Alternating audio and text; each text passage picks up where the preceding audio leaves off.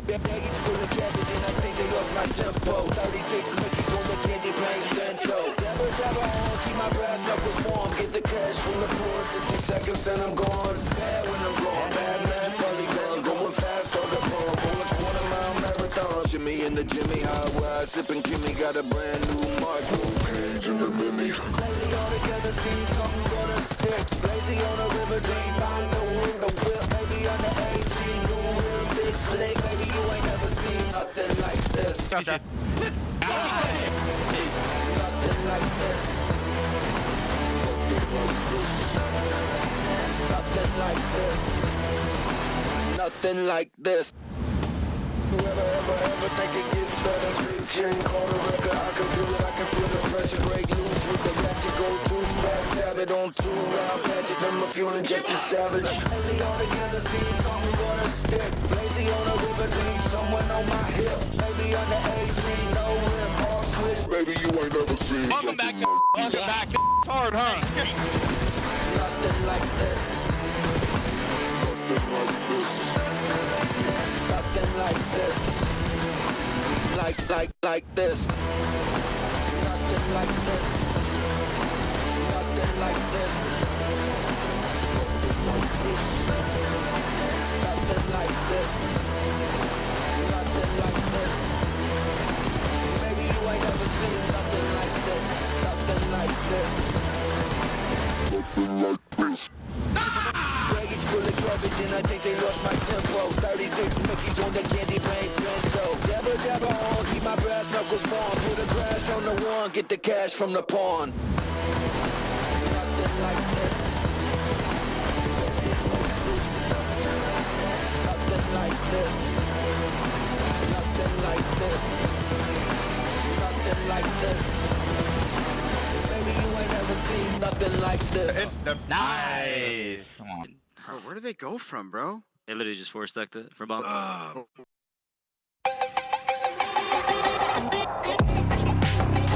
One, finesse. Two, what I tell you. He said, bang!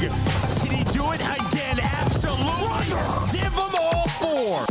Abizi with some great shots, some great slides, trying to find 6. My man's popping off. 10 for the win. Heretics are doing it. And now he might win the round. Are you kidding me? Look at the contestants in. That dude finesse. Oh my God. We got ourselves a game. Yeah, no, I know. Absolutely. Back left. No. Come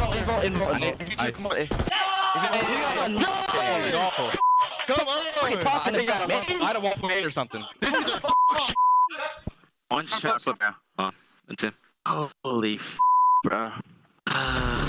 Minnesota's first 3-0 of the season, and it's against Optic. Texas Preds, welcome back to the league. Has not been as warm as he was hoping for, Nameless. Yeah, it's been tough to say the least. Optic have a lot of work to do, but shout out Minnesota, man. This team getting so much better with a huge 3-0, and Paul X had some stuff to say about it. He was fired up. Absolutely, and here on the CDL, this is officially Easy Mac Appreciation Day, because if you can see our desk, we are covered in notes. The man has been crunching the numbers, and Allie, I got to get your thoughts coming into week 2. What's the story? The story is Minnesota Røkkr is climbing up the ranks from a bubble team to possibly top 6, top 4, at least for me. Paul X was able to celebrate in the winner's circle after the Optic match, and he said, well, if he's playing well, the rest of the league better look out. We're just a gritty team. We get down and dirty for the win. We do whatever it takes to win. I should have been playing this all year. I'm usually at the beginning of a game, and then I get better over time. Okay. Once I find my footing and I don't know, the timings and everything, and I get it all down. I don't have to think as much as I do right now. Yeah. And I just have to gun. I mean, if I'm shooting, every team's I'll be honest. My teammates are disgusting. If Paul's dropping 40, I'm like, they're cool. If Paul's shooting, everybody's got to look out, because the rest of his teammates have showed just how capable they are. Nero, Gio, and Estriel with takeover performances throughout Major 1 and 2. But here in Major 2, Allie, they're finally 2-0, a hot start. I mean, you're letting Paul X drop a 1.2 on you in S&D versus a team like Optic Texas. For Minnesota Røkkr, it was already a huge win for them to get that revenge match versus Miami Heretics and it not go all the way to a Game 5, but to then turn around and 3-0 Optic Texas puts absolutely the rest of the league on watch. Falcons have not won a match yet. That would be the match after this for Minnesota. You have to think you beat Carolina today. Yeah. You're off to a 4-0 start. You're guaranteed the winner's bracket. Let's take a look at your standings so far. As champs is still a ways away, we have a minor coming up, and then, of course, the Major 2. Nameless, how important is it to get in the top 8? I mean, this is massive, and you see right now for LAG, big match today, making a roster change. They're going to have to get a W, but you look over at your top 4, you got Surge. After bringing in Neptune, they look incredible, 2-0, and Boston Breach back to the qualifier dominance online. They have just been phenomenal. With a shakeup in your top 4, that means we probably have a shakeup at the bottom. You may have noticed Optic currently in 12th, Carolina from top 4 to 11th. Let's take a look at the falling Ravens. Should I be worried about this team, Nameless, because they were a shoo-in to finish in the semifinals?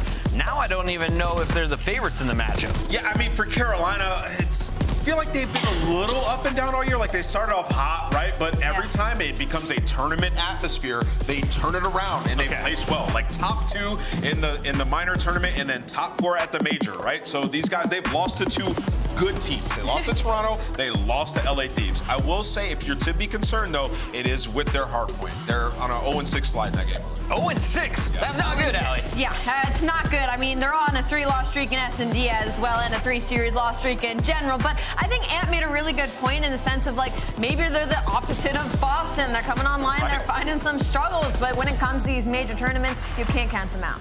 Minor is just a week away. This, of course, will feature 2 more matches for Carolina. Today, they take on Minnesota, and they got to get back to their Major 1 form. Let's take a look at some of the numbers, because the slang, a .98 to a .93, not a huge difference, but you look at the win rate, 5-1 in S&D to 0-2. This has been rough. Yeah, I'm really glad that we show Team KD here, because when you look at it, even the last 30 days, the recent matches, like, everybody's pretty similar in the statistical category, right? And I think this is just one of those things where sometimes when you're working through issues, like, it gets worse before it gets better, right? They saw their potential, they got top 4, but they got stopped. So you got to improve. I just hope they keep the right mentality, because I think it's a good team. Last week, we saw Miami Heretics bringing in Super, a fill-in as Metals was out sick. Today, Metals is back in the building. Alley Cat, how dangerous is this Heretics team? I still think they're an incredibly dangerous team. I mean, we saw even with Super, like, those maps were very, very close in that series. It's just unfortunate that we felt the pain of Metals, because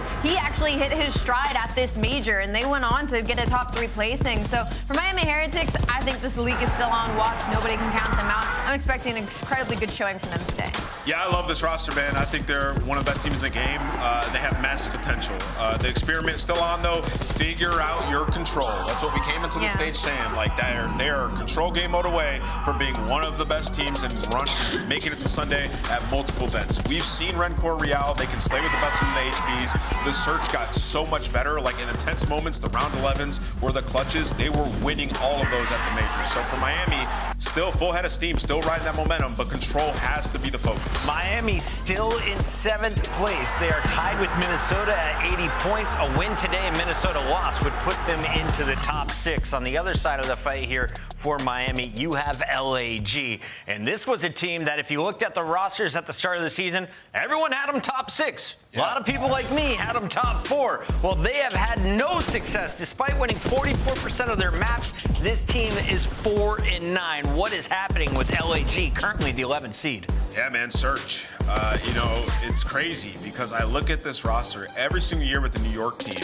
I was like, they are the most buttoned up, the most prepared, coming out with like strats that you don't see anybody debuting.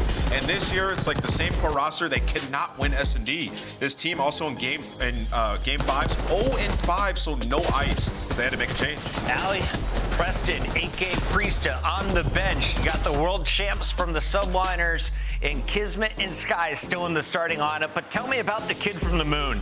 It's unfortunate that, Priesta does get put on that bench, but it's also great to see some of these Challengers players get picked up. Lunars has been in the gauntlet of Challengers for the past couple of years, and he's slowly but surely climbed up the ranks, making noise for himself. He's a very good AR, and as you can see, top 5 across every category when it comes to NA Stage 1 Elite. I'm really excited to see how he changes the dynamic of this team. His worst game mode, he drops a 1.2 basically. Lunars is that guy right now in Challengers. Today, he starts off against Miami. That is going to be a great matchup in the middle of our day, but we close it out with a struggling Cloud9 New York. Let's take a look at our baby blue team, who showed us a little bit of potential. Civ and Attach were in the winner's circle 2 matches ago, but then they got boppity-bopped, Alley Cat. They did get boppity-bopped. I mean, it was a game 5. It wasn't technically a boppity-bop. They went all the way to a game 5 versus the Surge, who just came off of a hot win versus the Atlanta FaZe, right? So now Surge is also in that conversation of a top 6 team, possibly looking terrifying during this split. So New York, I don't want to count them out yet. I do kind of want to still ride on the high of, like,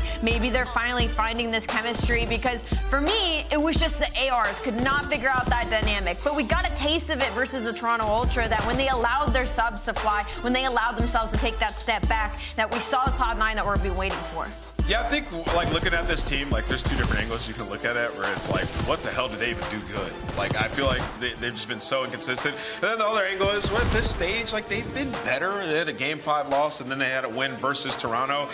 So for them, I still think it's just, like, about growing and improving, getting the ARs on the same page as Ali mentioned, and then getting those big performances out of Crimp that we saw last year. It's the same story as LAG for me. Can this starting lineup get the job done against Vegas Falcons? They're the favorite. That's the final match of the night. But all of our teams will be in action at Major 2, and we hope to see your beautiful faces in Allen, Texas. Join us at the epic show that is going down south at the end of March. Allie, the The crowd's never bigger than when we are in Texas. Oh yeah, never bigger, never louder on the side of North America than when we are in Dallas, Texas, and it's always a good time. This is a mainstay, it feels like, for the league, is that we're always going to find ourselves in Texas with the loud green wall. Like you said, they say everything's bigger in Texas. The crowd and the people. Get your tickets, ladies and gentlemen. In the meantime, get ready to go because the qualifiers continue. After this, you will see Minnesota versus Carolina.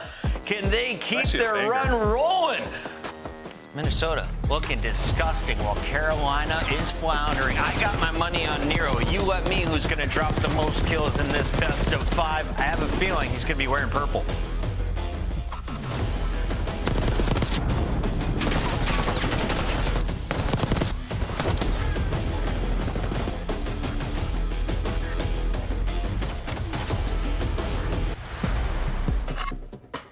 Upgrade your game with the Scuff, the official controller of the Call of Duty League.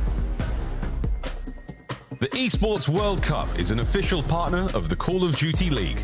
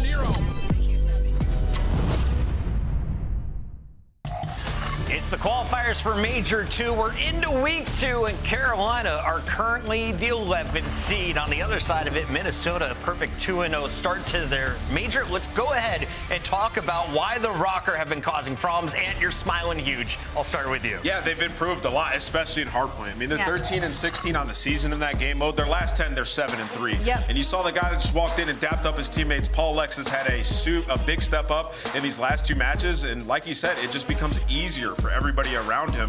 These guys play hyper aggressive, man, and they're just a lot to deal with. It's tough on the opposition. Yeah, and what's really great right now is it seems like they might be expanding their map pool, which is probably going to be their biggest struggle throughout the entirety of this stage. The fact that Nero was able to drop a 1.28 on that Skyline hardpoint versus Texas is huge, considering they were 2 and 5, 1 and 5 before that win on that map mode combination specifically. So their hardpoints night and day. They went from 9th to 3rd in last 30, like Ant said, and even their search and destroy has gotten better. Top 2 retake team, and they're sitting right behind in teams like Atlanta, who's number 1, Toronto, who's number 3. Minnesota, man, they're pushing limits. And scariest face on that screen.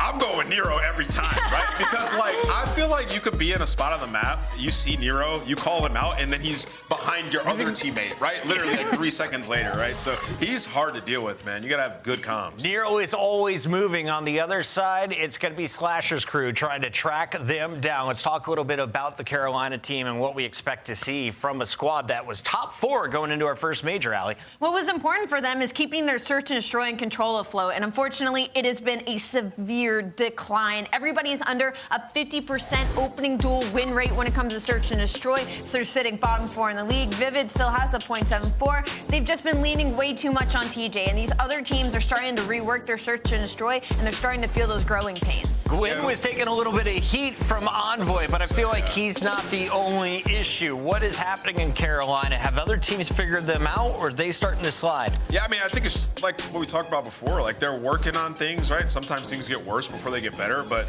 you know, as you mentioned, like, Envoy calling out Gwyn, that's not a good sign, right? That's a sign of maybe Gwyn is playing a little bit too personal on the map, because they have had a big decline in the HP, and he's had some standout maps.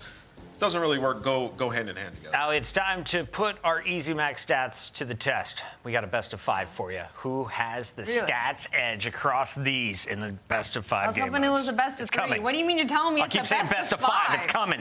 There's 5 maps and modes, and here they are. Skyline, Røkkr, Double Dust Protocol. Well, there's no We'll balls. close that out on Hacienda. So that's good. Yeah, like I said, I think this is Minnesota trying to expand their map pool. That Skyline, once again, they just beat Optic Texas on it, and Nero was the one that went rogue. I'm looking at that protocol control. I'm like thinking maybe Carolina or Ravens have an opportunity, but their map pool is just not there right now.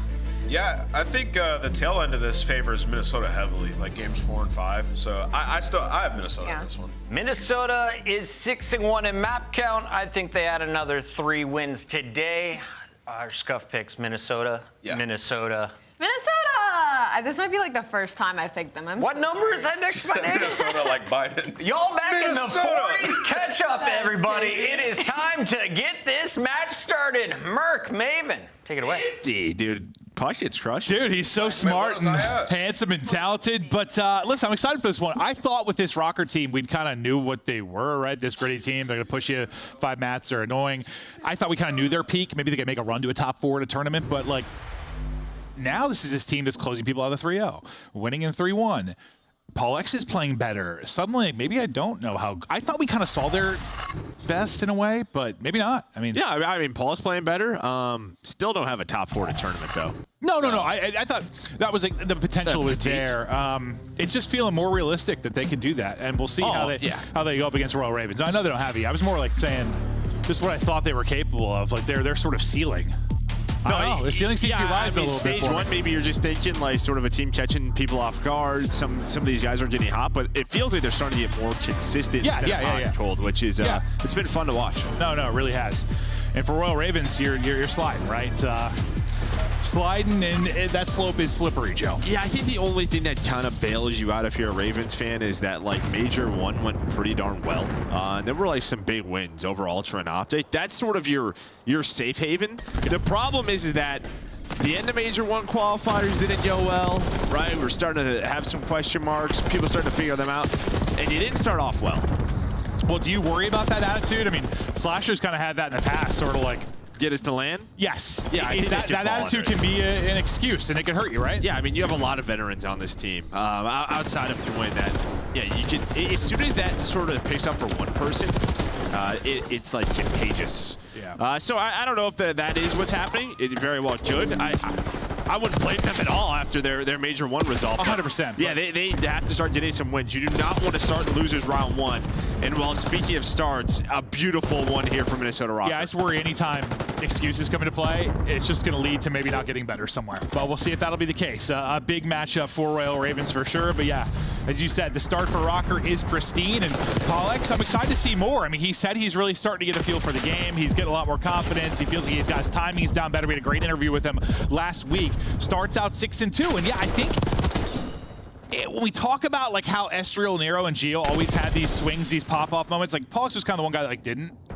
If he is going to be far more consistent in the respawns, yeah, his team is automatically looking like more of a force. Yeah, I think, to put it nicely, we talked a lot about his S&D game. but nobody wants to be an S&D specialist. Yeah, when we say S&D specialist, it's like a backhanded like compliment. It's like a PR term. If we had S&D specialists, there would be substitutes, right? That would only come in for search and destroy, which has been a theory in our league before, but nobody wants to be that. It's just something we're saying, like, he's good at that mode. Well, not really the other two. I think we brought it up. He's died 5 straight times since that, unfortunately. Yeah, but here we go. We'll see if he can get back going. But nice little advantage still for Røkkr is at the P3. Estriel's able to keep the tracking on point, and they'll look to soak up this time, see how much they can push it out, and see if they can push any kind of flip.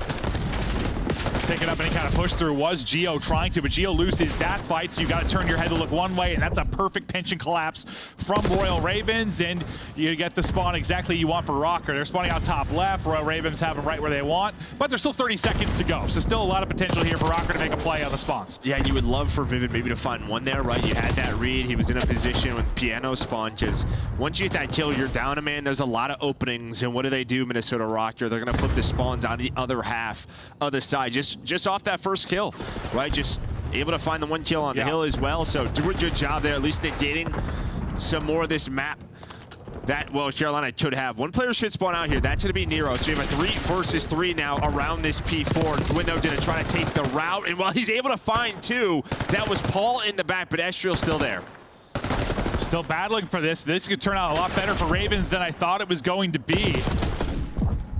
There you go. Now you've got the back if you're a Røkkr, and this ends up working out okay for you. I mean, yes, you got like slayed out and spawned out with 30 seconds remaining on P3, and it's great for Royal Ravens. You get those 30 seconds, but Røkkr know they just have to try and play for next, and you have to try and play for P4. Well, Geo dies. He fell off the map. So Royal Ravens, can you keep it scrappy here? Yeah, I think that's it. They saw that he dies and got off the map, so just right away, they just kind of hit it right through the front right away. And they're trying to keep it as messy as possible. Just, yes, this is a money hill, but unless you really get pushed out here, it's just instant pressure on a map like Skyline, but 22 seconds left. Looks like they're going to be hanging on around this 30-point lead as we head into our P1. Yeah, but Money Hill's actually treated as such. We usually talk about it quite a bit on a map like Skyline, if you're really able to get like 50-plus seconds on it. But still kind of right back to that 30-point advantage that you've enjoyed throughout most of this if you are Røkkr. Into our second set we go. Nero's taking the dive off the map in underground. Yeah, we got Geo, we got Nero doing it. They're having some fun. Yeah, they got a lead to play with, right? Yeah. They got no vault in this one. They're confused. They know what's going on, so they're falling off the map here on Skyline. But what? You had a couple straight there for Carolina to battle back into the point. You're in a nice position for P2. If you're going to have the swing and a lead change, this is your best looking shot at it. Yeah, nice setup here. You can see Slasher's already pushed up flat side. Other players just locking down the hill. Nero, you can see he's taking a long route through underground number 3. But they picked that up, so Carolina finding those kills. Estriel, though, the headshot's hitting. But while this is happening, TJ, he has just been soaking up the time. Again, Estriel doing a great job, but you gotta worry about the player on the hill, and that player, as this man on your screen, finds the double. And, well, that is one way to respond to a money hill. It is hitting a full 60 on P1. Thought this is our best chance to get the lead change, like the P1 to the P2. I didn't think it was going to basically happen in the P1. But what a terrific hold. And as great as Estriel's POV looked, with some really clean shots, it didn't amount to anything. Because the plays around the hard point were won by Royal Ravens. Now they are out in front. Nice little swing from Royal Ravens. Let's see what they can do with the lead. Gwyn's POV inside. Pre-fire nearly there to drop a second, but Vivid here to clean it up, and Slasher able to clean up the back. And look how far you're spawning out now due to TJ's position.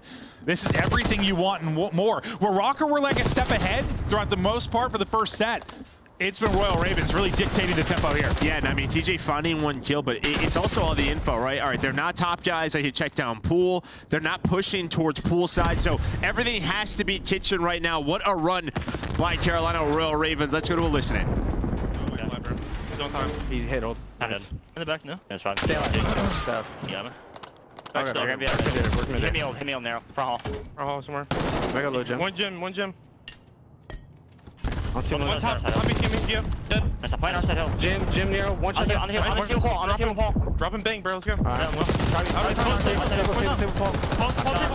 Give me closer side. I'm looking good. They're both there. Both there. One shot.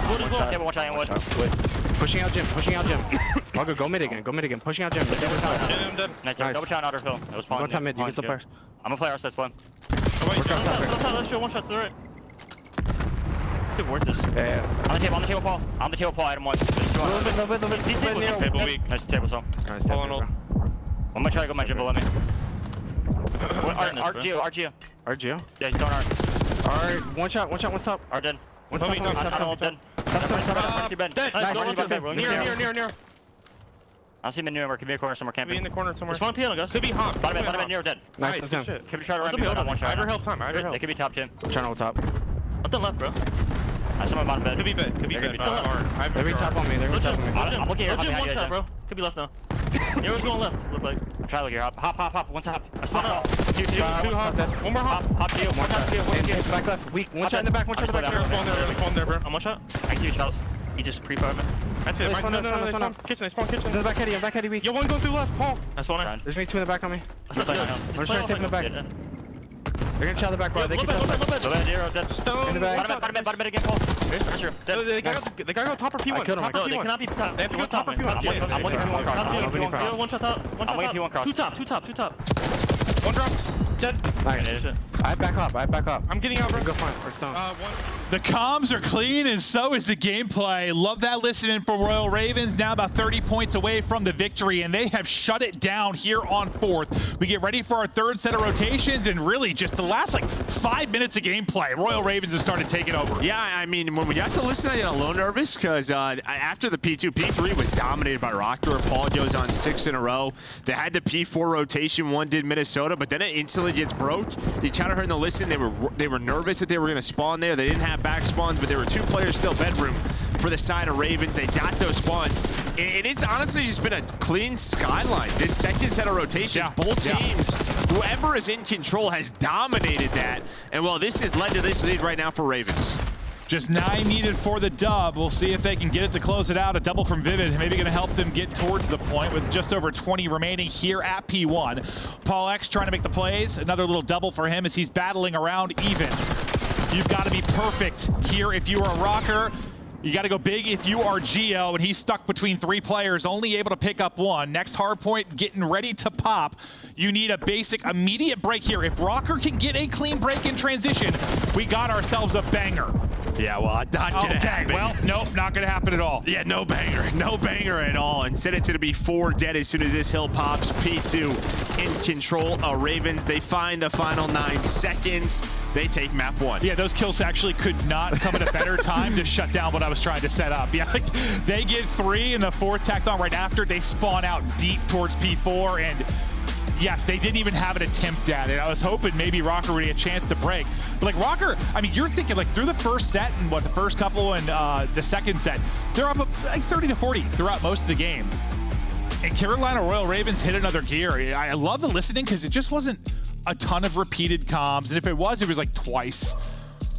There were moments of silence, which is uncommon on a Skyline. I don't know, it just seemed calm. Yeah, no, I mean, honestly, compared to some we've heard there. It wasn't a very chaotic Skyline. I mean, even look at our engagements, we're normally a lot more than this, right? True, especially when it's and that's just game. Props to both teams because when they were in control, that just means they were hanging on to it, which we don't see very often on this map at all. No, we're lucky. You see a couple of hills maybe controlled. We're 1, 2. If you're talking I don't know what your line is for that, but 50 plus seconds, 45 plus seconds, whatever it is. But there were. It felt like 5 of those. No, it was. The second P1 that Carolina controlled when we were on board with Estriel, he was on that nice little spree, but it didn't matter. From that moment forward, it was just, whoever had control of the hill kept it. No, that was a lot more fun to cast for a Skyline when you're sort of setting up a story about a break and a nice hold, and it's not just bocage and break chaos. Yeah, so here, P1 and P2, they take the lead. And I thought at that moment, but then the scoreboard just flipped. It was 150 to 130. We're at the P3. Røkkr did a good job finally getting back into the swing of things, and it was that P4 rotation. They lose it. Carolina take control, and they take control of the game. And on the slaying standpoint, it wasn't that crazy, 6 to 8 kills. And somewhere in that ballpark, I believe. It was relatively even throughout. But you got to be a little frustrated if you are Røkkr. considering the fact that you kind of start out strong on that map, things looking so good out the gate, and then you fall a little bit short. I mean, I think they're usually the team that comes out slow in the hard point. We always talk about their ability to rally back and make a game crazy at the end. Instead, it was kind of a dose of their own medicine from the Royal Ravens, and that's a huge map win for a Royal Ravens team that has struggled in respawn, well, struggled in the hard points, and then also your search has been on a skid here in Major Qualifier 2. Like, this is a big map 1 victory, and listen, you've had a tough test to start, right? Well, you lost to Ultra, you lost to Thieves, yeah. Like, this has been a very tough start, and now you're against a 2-0 Røkkr. A win here, I think if you told me those were the 3, like 2 and 1, you'd be really happy about. 1 and 2, you'd still kind of feel okay. Okay, yeah. Not great, but okay. Like, they need this one. Like, yeah, I think especially because they beat Ultra on land, like maybe you're hoping to have that one won. But yeah, I mean, Røkkr, just the way they've been playing, Thieves, yeah, their hard point is going to give anybody troubles. But the Ultra one's not one like, I don't know. That's not. I'm not supposed to like chalking that up as a win for them. You know, it's and Røkkr's trajectory. It's been better than these guys, right? Oh, at least 100%. So yeah, I'd say they are both just the opposite sides of it, 100% with recent performance. So, and you look back to the last series. I mean, the one with Ultra was frustrating. I know, Joe, you weren't here on Sunday, but like they had that game 2, round 11, where like a player drops, they have to replay it. Like you could tell. Slasher was frustrated. They were frustrated, maybe tilting a little bit after that. I mean, name a better duo than online issues and Slasher. And online issues and Octane. Yeah, okay. That's fair. That's fair. We love you, Sam LaRue, but that we is do fair. love him. I remember texting at one point. I'm like, I need you. I love you as a person, but I need you to shut up on social media. It was a great salary. I mean, you're getting paid. What? You shut up. Oh God, the COVID years. We had some fun. Shots of our teams as we get ready for our map 2. Yeah, you're trying to stop this search skid because you saw the graphic before this. What, you were 5-1 in search over Qualifier 1. Well, that doesn't make sense, does it? They played 7 matches, did they not? Maybe that month. Oh, maybe it was the month. Major one? Oh, is that what it was? Major one? I thought I it was didn't Qualifier. See it, honestly. It was before. It showed 5-1. It was a month. Okay, it's a month. We saw our producers. I thought it was Major or Qualifier 1. I was like, wait, that doesn't make sense. That's only 6. Okay, so that month they were 5-1. Now 0-2. So you got more search losses in that weekend than you did the previous month. So trying to stop the skid. We'll see if they can do it as we get into red card. Gwen having a solid map 1. Yeah, and Jenna heard. I mean, the way Røkkr, you heard the devs talk about it. The way Røkkr did approach this series, like they're testing their map board, trying to expand it. Like their Skyline on the year is now 2-6. Their right card is 1-3. So they're obviously picking like the. Maps where they're trying to improve. Well, that's the nice thing when you start out 2-0. Yeah, they feel good enough that no matter what, we can start in winner's bracket. Well, a lot of times the only teams that have the luxury of doing that are your top teams. And so sometimes the top teams get further ahead because they can do that. They have the luxury of working on maps, right? And yes, you're working on them in scrims all the time, but I think any player will tell you there's still different levels to this. There are scrims, there are online matches, and then there's land. Well, and then there's different days on land that still are different tiers. Well, maybe no aim assist, but Gio gets it back. Did a little snap, some damage into his teammate and the player, but just don't have the bodies to close it out. Ravens squawking first. Yeah, Gio's like, sorry, dude, I have to shoot you right in your bottom. Directly in his butthole, Joe. Yeah, sorry. But I got my kill. Yeah, he did. I mean, very simple round. You take mid control, you get the A-bomb plant, and then, I mean, TJ's able to find that first blood, so... Yeah, right back to it is Carolina in this search and destroy. But yeah, I mean, that's sort of the topic. If they're going to become a mediocre search and destroy team, this Carolina roster, then yeah, trouble's brewing. They're screwed. Yeah. Oh, no, they're screwed. It's like we kept saying if they could find some consistency in hardpoint, this is a team that can consistently get top 4. But if they consistently are poor in search, this is a team that is suddenly in the bottom 6. I mean, it's that simple. And yes, search is interesting over the course of the year, especially when you're a team that comes out strong in it at the opening of the year. It's hard to remain the best search team all year long. I think it's one thing that's impressed me about certain teams and players over the years, like when you've been able to do that from the get-go and have a target on your back. People are because when you're good at it early, I mean, people are watching your VODs, right? Yeah. It's sort of, what are they doing that's turning it into success? Let's try to match this. How do we counter this? And you just have to keep evolving and trying things. And this is a game where it's hard to evolve. Yeah, and especially when you're in need of in need of wins. So it's just tough to experiment when you have to win. And well, when you start off 0-2 in a qualifier, you have to win. You're not experimenting too much. Head clean off. TJ making the play. Numbers to Røkkr early, but Carolina Royal Ravens able to bring it back behind TJ and Vivid as they go up 2-0. That had been a 2v4? I believe it was the first two for Røkkr, right? We were kind of chatting through SD stuff. Sometimes we chat. We were getting a little yappy, but no, I think they pull off the 2v4 there. TJ and Vivid. I also could be a blatant liar. No, I trust you. Sometimes I'm good at having like a on-topic random conversation, also following everything. Sometimes I'm not. The 2-0 edge now to Ravens. Hey, back to offense. You said kind of their standard opening with the round one on offense. TJ gets the first blood, and they play behind that. They'll have bomb in hand and looking to make an impact early yet again. This just might be another 4-on-4 retake. I mean, they can work this bomb A. You're not here yet. The only difference is Rocker's going to work the pinch. Last time they all tried to wrap back through A and fight it from their side. This time, Paul and Estriel, they're going on a run. I think one nade missed there. They tried to double nade him. One hit, but it wasn't even that clean. They get him to like 65. Man, they know something. Like, TJ gets off the bomb. Gwyn and Vivid are turning around constantly. They're just trying to catch the timing. Estriel's going to go, though. Gio's going to find it. Well, here comes that pinch. They just took so long. I think you have to take that plant.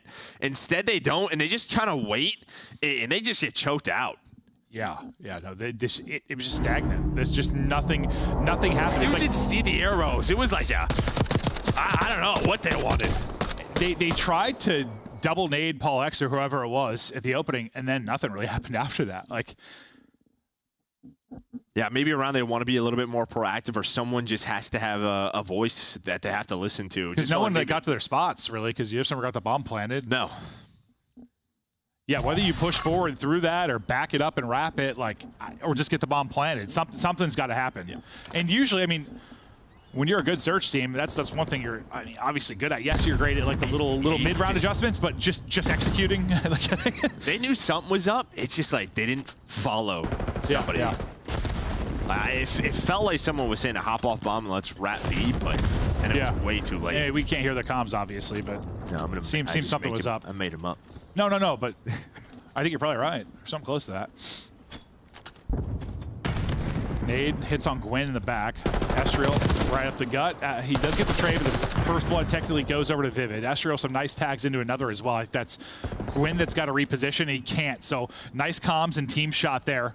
Is Paul X able to finish off Gwyn? Slasher's trying to find Estriel off this angle, but yeah, Estriel's just going to wait now. So Slasher's going to try to trap him in and now has to help out TJ.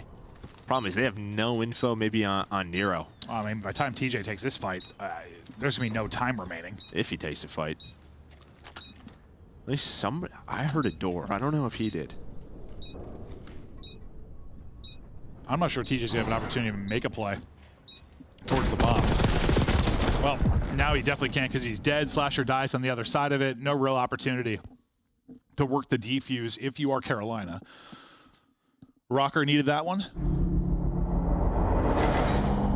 Get it back to square. Estriel's POV at 4-2 as he closes it out.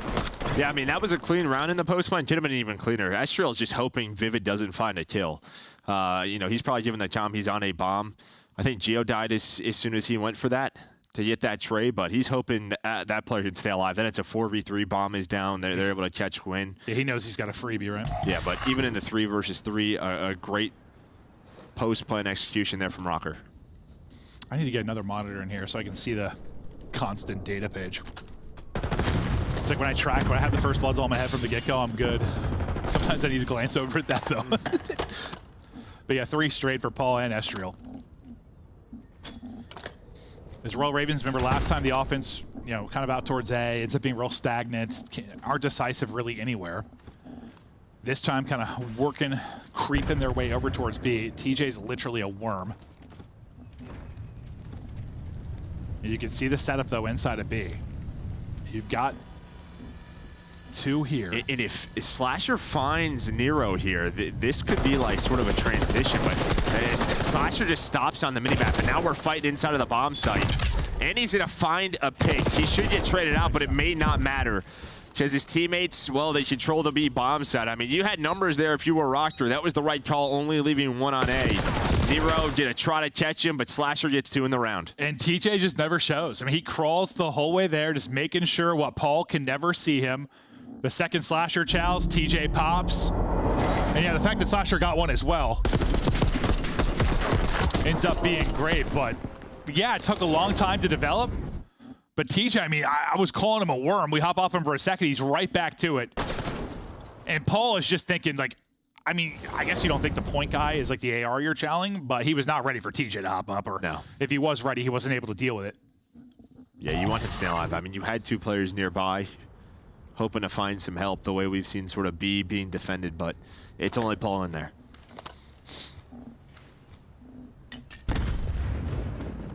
Looks like it's going to be a heavy assault onto B. The one guy looks to be Slasher, and then it looks like Gwen's quickly wrapping back. The other 2 players also getting active for Royal Ravens. So there's going to be numbers here, but like they're taking the long route. So you got a 4-on-2 here for a minute. If you are Røkkr, you've got to take advantage of it. If you're the 2 players for Royal Ravens, you really just want to go 1-for-1 if you can. Can you get a few kills? So far, not able to do it. Slasher trying to finesse and stay up. Down to 718 HP and able to get out, but he gets chased down. And now they're like, okay, the other 2 are probably wrapping on the flank to us. Let's just go right over to A. You push through here, you know where they're at. No, I mean, I think that's exactly the call. Just the way they were playing that. Yeah, it's just it's a tough risk if you stay. TJ, he's finally here. He's right back to spawn. Well, he's just going to die. All the time do not go his way. And that is the risk of flanking on red card. I mean, that's just B in a nutshell. Like, or defending B in a nutshell. Like, well, yeah, I mean, the hope is, again, I'm just not sure if they're on the same page, because the hope should be if you're going to give that up, they shouldn't be in the bomb site then, right? If you're going to flank that all the way through, they should just get the info that they're in there and then retake 4-on-4. And then get it, and yeah, retake it. But the problem is it felt like they were going to defend it, right, with Slasher and Gwen there for a moment. We've seen 2-man defenses. Like, we've seen people that hold it off, because a lot of times it's like a 3-on-2 because there's, what, 1 person on offense kind of waits for that flank or holds a little bit deeper towards camera, or I don't know, even deeper sometimes. But that was just a 4-man assault. And yeah, just 2's going to struggle with that. That's what I was saying. If they can go like 1-for-1, that's a win, but they just didn't get anything. I mean, Slasher was just running with his tail between his legs, trying to get out. Got to move, though. Still limber. Yeah. But yeah, they chased him down, and that chase just led to a easy transition over to A. But we continue this back and forth battle. 3-3 now. Oh, car is blown to smithereens.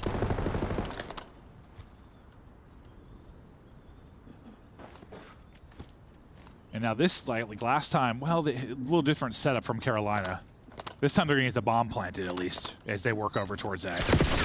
Last time, they like all 4 kind of grouped out in the open and never really got to spots. This time they're given the space, they take it, and they get the bomb planted. Yeah, I was interested to see. I wonder if Estria like gets a name there, but doesn't go for the wall bang. TJ just trying to do what he can to stay alive, dodging nades, hopping around, but his job is done. He plants the bomb, trying to set this up. The problem is, though, Gwen also gets taken down, so your 2 ARs trying to set up camp, defend the bomb with 20 seconds to go.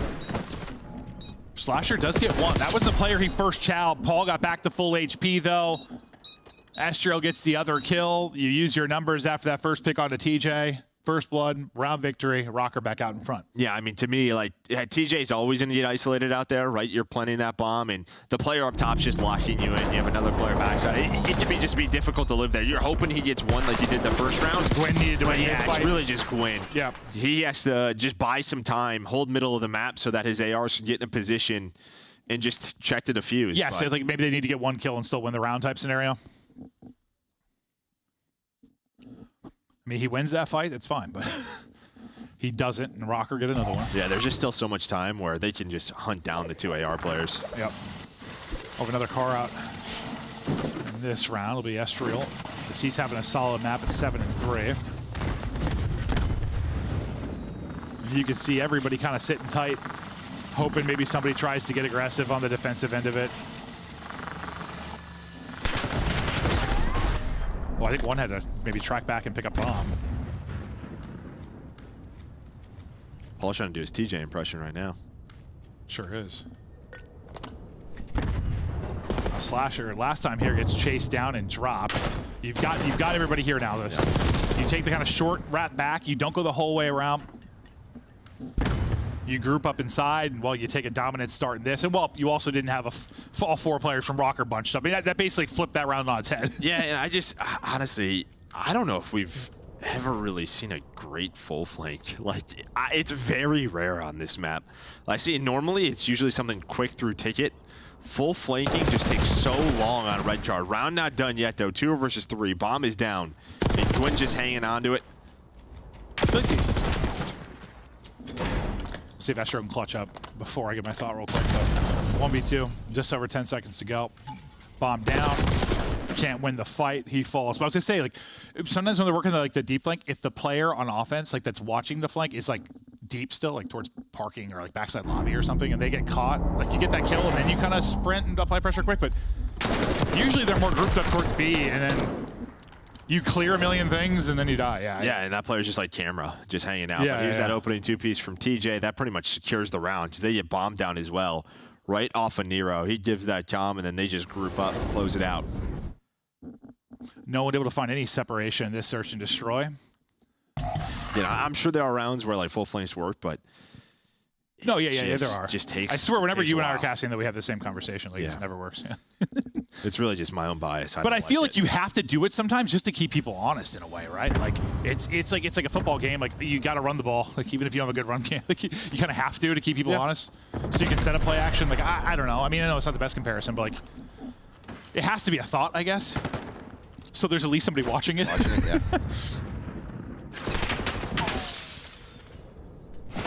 Gwyn, maybe looking to get active here. This is going to be that same round. The only difference here, Slashers push up with TJ. Yeah, true. So you're not going to have, okay, Slashers is going to go. Again, you're going to leave TJ out on an island. Gwyn's not in ticket. It's a little bit different in this post plan. Again, you're just hoping TJ can potentially find a kill, at least waste time. The problem is, though, he doesn't get either. 30 seconds left. They're working the flank as well. Oh, my God. I thought he had won that one, but this is where the Royal Ravens struggles have been. The post plant, after they get it down at A, they are just not finding success at all. I mean, this is as clean a retake as it comes. I mean, TJ's fight's within a bullet. I just think he took a bullet or two on his exit, never got back to full. I thought he had that one. Not able to do it. Well, Estriel up to 11, I believe. Nice retakes from Røkkr again. What do you try to change up? Because you're a little bit you're of just not getting kills. Well, yeah, okay. Sometimes, yeah, you can talk straight. I feel like you take the plant. Like they're probably going to do it again if they had offense in round 11. Yeah.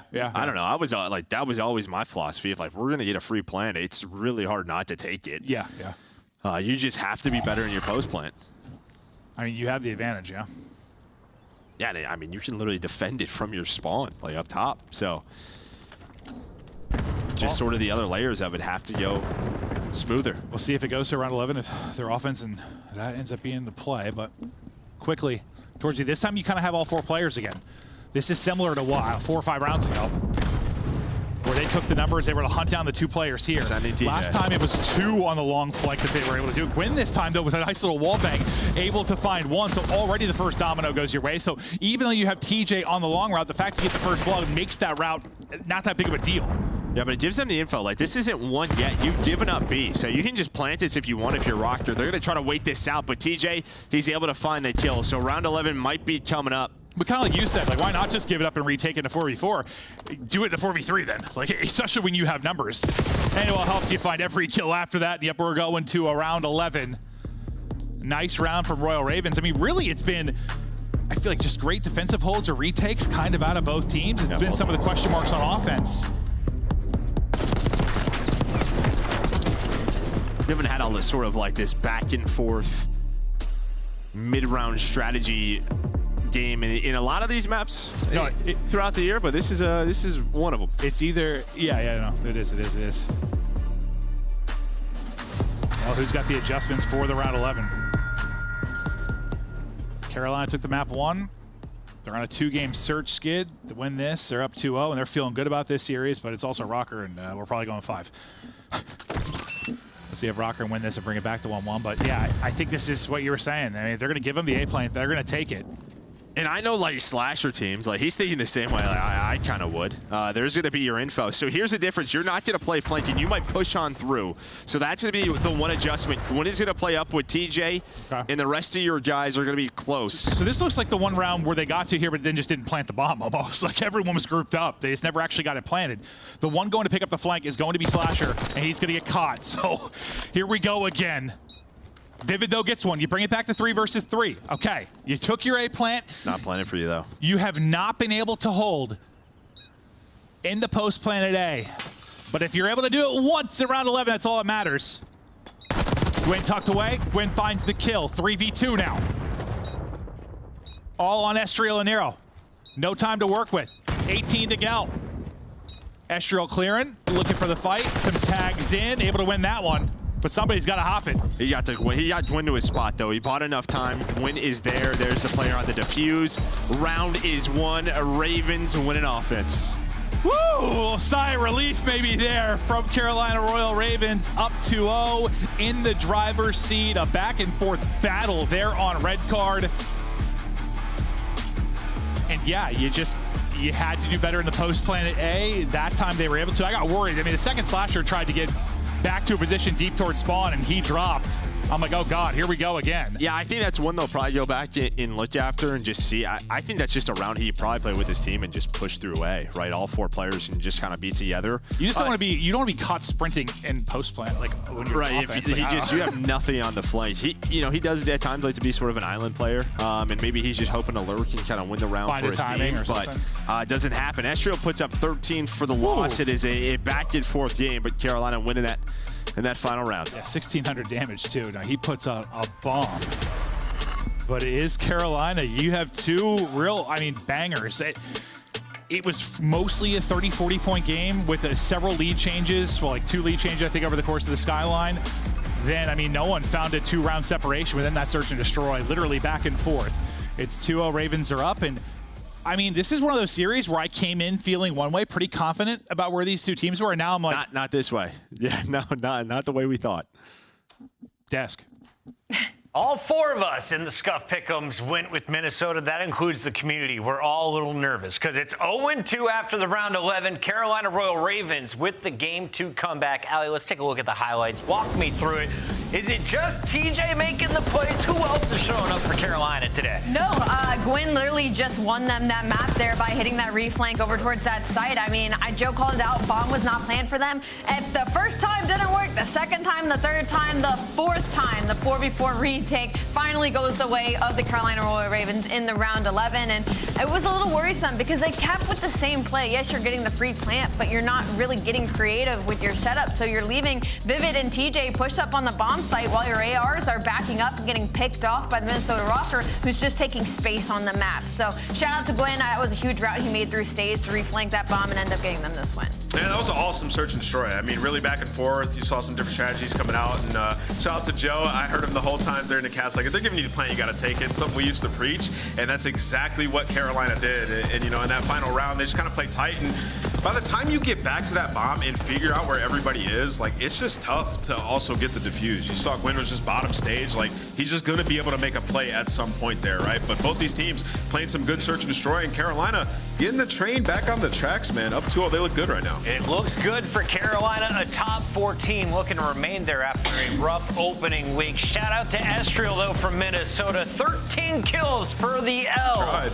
Pops off on that map. Always fun to watch, but it's TJ and crew smiling after 2. Allie, what was the best moment in this game for you so far? The best moment in this game, you have to talk about the round 11, but I know we might be drawing up some conclusions here, that banger of a hard point. Ant's got a good one for us. Let's take a look. Yeah, let's talk about drawing conclusions here. It's pretty standard operation, big break, but just how clean Carolina do this, you guys can learn a lot from. So this is rotation over towards P4. They had a push earlier where they tried to get through, right? So this is Slasher, the only remaining player who's just playing his life, trying to stay alive while his team can get in for this re-break, right? So you see they're going to send one player over here to apply pressure, and then Vivid's going to pinch him, try to get that cleanup kill off Ode, and then Gwyn's going to go through hallway to help Slasher and pick up his right. So basically what we're trying to do here, we'll go and we'll play it in real time, is Slasher Slasher's just stalling, taking his time. You see he gets the shots down low. Vivid's able to find that kill. Meanwhile, they pinch the guy off of Bold. So what we do here is we're just going to flood around back. Simple as that, standard operation, get inside time, and then it's their post setup and how they're able to hold this. So you see everybody rotates around back here. You got a player at all just trying to make sure nobody's trying to hit through the back. You get the initial time here, but the break's coming in from Minnesota, right? So look at the positioning where everybody is and what they're holding. As soon as Slasher turns, so Slasher has this guy's back if they try to drop down low. You got a player watching up top, and you got somebody watching down low for him. Meanwhile, you have a player pinching, right? So in any situation, they're gonna be able to pick up every single angle of this and find the majority of the kills and give themselves a huge opportunity for a big chunk of time, which they then go on to get. So this is clean operation, exactly how you want to break on this rotation. And despite like players finding a couple kills, you still have the man advantage and you garner a ton of time right here, which they blow the game wide open. Vivid goes on an 8 streak, and the Royal Ravens pull away with game number 1. They are now 1 map away from taking this series. As we take a look forward, we have a few protocols coming up. How do we feel about our upcoming maps if you're a Minnesota fan? And should you be worried at all if you're a Carolina fan? I'll tell you, listen, if Minnesota win this map, I think they win the series. Games 4 and 5, they are great on, specifically that game 5 Hacienda. They just got to get through this control, man. You take this control, you win. But on the flip side of that, control has been the strongest game mode in the last 30 days for Carolina Royal Ravens. So it is an opportunity for a 3-0 here as well. And give me a player to watch from both sides. I'm going to go with Estrio coming off of that hot search and destroy, and I'm going to go with Gwyn. He better be playing with a chip on his shoulder after what Envoy had to say. Double dose of protocol. It starts with control. Maven and Merc, it's your show. Thank you so much. It's a great show. We'll see if Ravens can close out 3-0 as they're looking to improve. Røkkr looking to maybe widen their map pool, but in a little bit of trouble now. What do you think though about, like, I know what you said, like even the map 4, they're like 2 and 4 if we get there. Like they were clearly working on some maps. What do you think about it when it's a team like Røkkr right now? We're like, okay, we talk about like FaZe maybe doing that, or something like Thieves, like when you're top teams. But when you're Røkkr and you're still, I know you start out 2-0, but do you think that's a team that needs to take whatever wins they can get? Just thinking about CDL points and where they might be battling? I mean, it's a tough conversation. I mean, yeah. It's like short-term game versus maybe long-term game. Yeah, type of no, thing. 100%. Yeah. But looking at control leaderboards so far, I mean, Paul leading the way, 1.39. Estriel on there at number 5. Yeah, I mean, it's just a conversation in camp. Just sort of what they want to do. Again, this could be off recent scrims. We don't. True. Right? We have no idea. Our assumption is usually, if we see poor records when they've played a lot, that it's a trying to spread the map pool. But it could be just we just fried them in this scrim. Like I mean, they could have 2 weeks of scrims, 10 control maps, and they might be 8-2 on protocol. True. Over those 2 weeks, we just don't know. Yeah. So we're just kind of guessing. Yeah, sometimes I wish we just had all that data and we were allowed to talk about it publicly, but I don't think any coach would be very pleased with that. No, I don't think so. To map 3 we go. Ravens looking for the shutout. Røkkr looking for a lifeline. Carolina to offense first. As Gwyn being that point of entry. We'll see if Estriel can play disruption now. What kind of timing he finds. Well, it ends up being a lovely timing. And now he gets to lurk, look to make plays, just kind of play off of. This is when you just sort of like shut up, listen to your teammates' comps, try to fry around the base. Little game of chess, but not able to take out Gwyn there. So where maybe you got pinned for a bit, doesn't look like that's going to be the case. You still have Polex here though, and I might just eat my words. And he's been so good in control. Does get shut down by Slasher. But I feel like what Carolina have done, even in map 1, they've just. Yeah, I mean, really slowed the game down. You've had a couple of pop-off moments for Røkkr, but I mean, you look at your 2 firecrackers, at least I do, as like Geo and Nero, and they haven't had like a major impact so far. Again, it only takes 1 play, it feels like, with this team. So we'll see if that finally happens. Well, I feel like every time we thought they were going to get 3-0, we end up going 5. But now, they get their first 3-0 of the year in this qualifier. Maybe it'll be, first they go 3. It's just going to be one of those stages where everything seems to be the opposite for Røkkr. But nice start. This might just be a team that they don't match up well against, right? Just a very slow, fundamental team in Carolina, and Slasher hitting shots like that helps. Yeah, it sort of counters the fast chaos that you want to bring if you're Røkkr. Yeah. Well, there might be some chaos. You hit a 3 dead. Nero nearly just snapped. I mean, he still had to get like half his HP, but he definitely snaps. Time dwindling though. You need that minute extension. You don't really have a presence towards A at all, so you gotta try and pause this over towards B if you can. looks like they're just going to, okay, so maybe just push through. I thought maybe push through and wrap that day, but he's going to push through and then pause it here at B. So TJ thinking kill first. Unfortunately, Paul connects with 2, and TJ instantly has to hop off the point because he's a dead man walking. Yeah, he knows he's getting hunted. It does find a good timing, though. They were watching the zipline a couple of moments ago. I think it was Paul, but Paul snaps. Great shots from him. Geo finally on the board. And while only giving up 2 ticks at A, Røkkr win the first round. Oh, yeah. Hell of a job. Obviously, I thought TJ had a nice little kind of snap on him, but yeah, Paul had to. Just snaps to the window. Nice trade.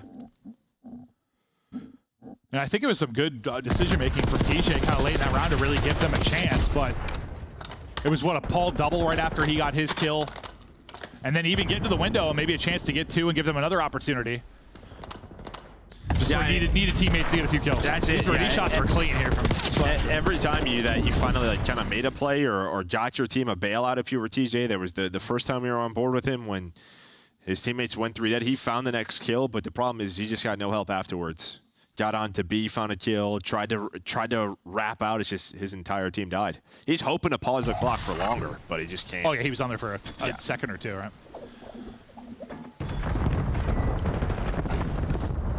Røkkr strike first defensively. A really good defensive round. Now, what do they got to show for it on offense?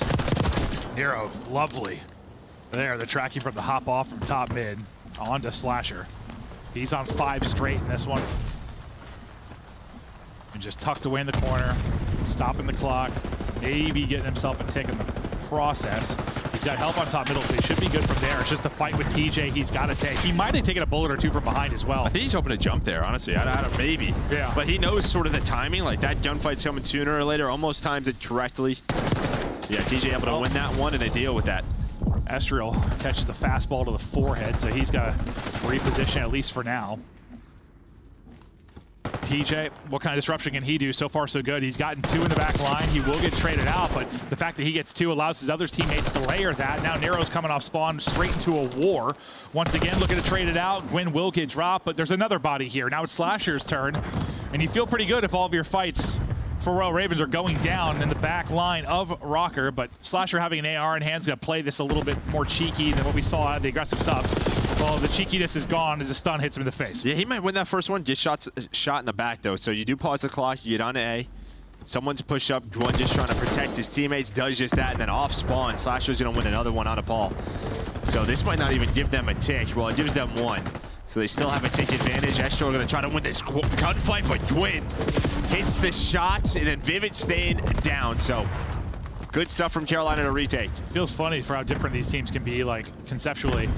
How similar they seem to be results-wise. I mean, the close hard point, just back and forth in the search, and now I was going to say maybe it ends up being like 2 ticks to 2 ticks, and the defense is standing strong, but what a life this has been out of Gwyn. A couple of nutty doubles, and he's on 5 straight to close it out. So despite the fact that you get shut down, your defense ends up being even stronger. And it's kind of what we talked about, right? Like, you know, I think in map 1 where we had Paul at 6 in a row at that, like, second P3 on Skyline, but then you get a response to break it right away and sort of flip the spawns. You finally get Nero going in that round. He's on a 6 in a row.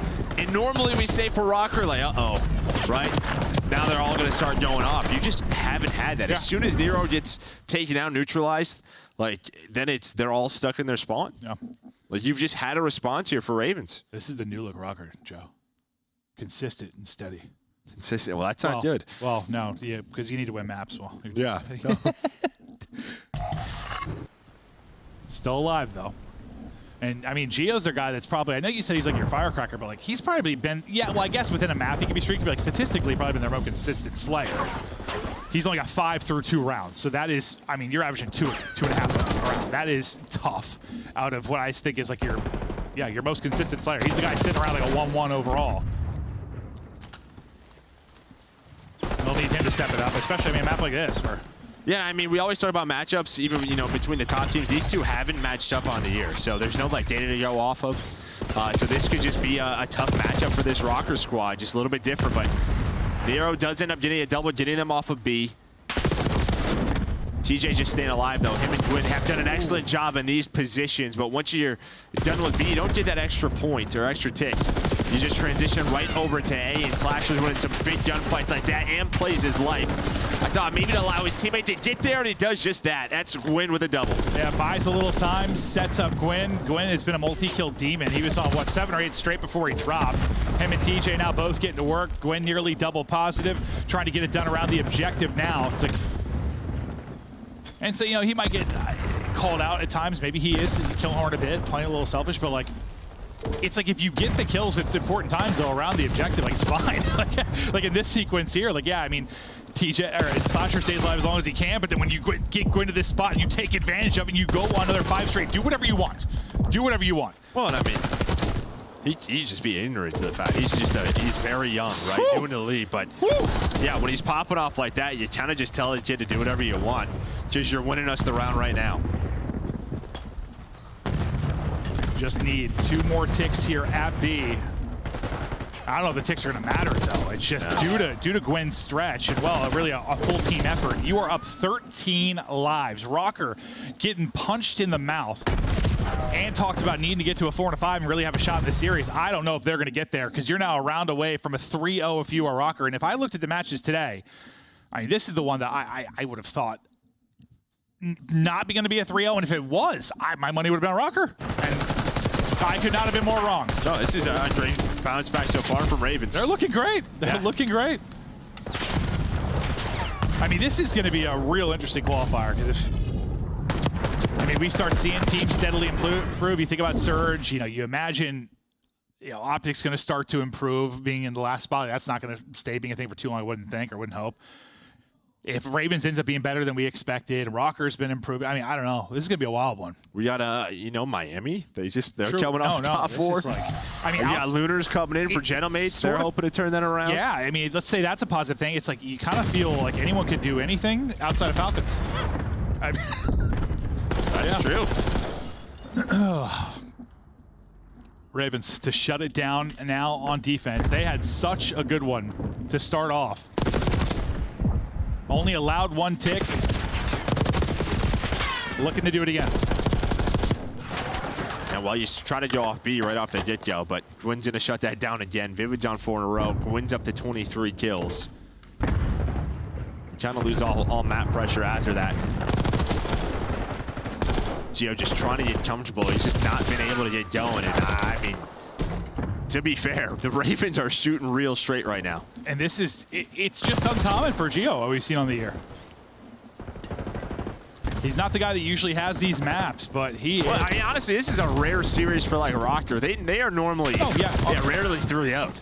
And just, no, spot on. There's always a little scrap in them. Well, I mean, the first 2 maps were really tight. This one could be 2 if we go to a 5th round, but I don't know, that last round just felt so dominant. Well, I mean, the 2 rounds you've won if you're Ravens just utter dominance. I mean, you give up 1 tick, you win an offense. That's as good as it gets, and you've only got a tick and a half right now, and you're still winning fights if you are Ravens. The shots are in for Vivid. Nero, I mean, he's getting trophy kills, which is good, but you've got to get out off of this. You just have no time. 15 seconds to go. This is the last desperation effort for Minnesota Røkkr. They've gotten on and paused it with 12 seconds to go. You win a pair of gunfights top mid. You're able to be elusive from Vivid to not have him get the kill. Gio, the headshot won that one because I thought the tags were there. Nice nade from TJ, and the shots are in. Lovely little double, and now your A cap is gone. So the pressure is going to come to B. The double nade's going to hit, though. Gio's going to drop. It comes down to a one-on-one towards the point. TJ has gone nuclear over at A. He's able to get 3 before he drops. Estriel, though, maybe the guy to battle for an extension. The reinforcements are coming in behind this as well. He's able to pick off Slasher. We should have an extra minute, and we do. Not a whole lot of lives left, though, Joe. Yeah, you've kind of given this up if you are Carolina. Outside of Slasher, you contested it 1 more second. The rest of your players just pushed on through, ready to defend that B point. That is just enough. You had a 4 dead, 2 players on each point for Røkkr. And just honestly a chance where if they get a couple of kills, they might win the round right there. But then it is such good team nades from Carolina to get them off of those points. The individual play from TJ to get them off of A. Round not done yet, though. This is one of those rounds you can't let Røkkr away. Like this might be a round that breathes life into him, honestly. Like, you're down and out, 12 seconds left, and you muster up something special to get you to around 5. If you're Ravens, man, I'm telling you, close this out right now. Trophies aren't there. The nades are hitting. 2 lives remaining, and I asked them to do it, and they did it. 4 straight kills, all on Paul X. Now, he's got a sub and hand top window, and he is dead. 3-0 for Carolina Royal Ravens. And maybe that was the chance at the Røkkr type miracle round that breathes life into him, and it doesn't happen. Yeah, I mean, that was it. Like when they had 2 players each on A and B, they had 4 dead. And I was thinking Carolina, which point were they going to choose? TJ just kind of bailed them out. And then when you get both those kills, B wasn't even close to being done. So some Kobe's came over top. No, it was like 3 or 4 like double nade hits or a single nade to clean up somebody weak in those final, in the final minute or so of gameplay. So really good comms, use of utility out of Carolina Royal Ravens. A series we did not expect to go this way. It does. We were wondering if Carolina was just absolutely on that negative skid. They seem to bounce back in this. A fantastic series from them. And Røkkr, I mean, you just hope maybe you're working on some maps and you come up a little bit short, but this is a surprise. No, it is. And I mean, yeah, you can work on maps, but like individually, you just kind of had an off series. I don't know. Carolina kind of shut them down. Yeah. But yeah, just.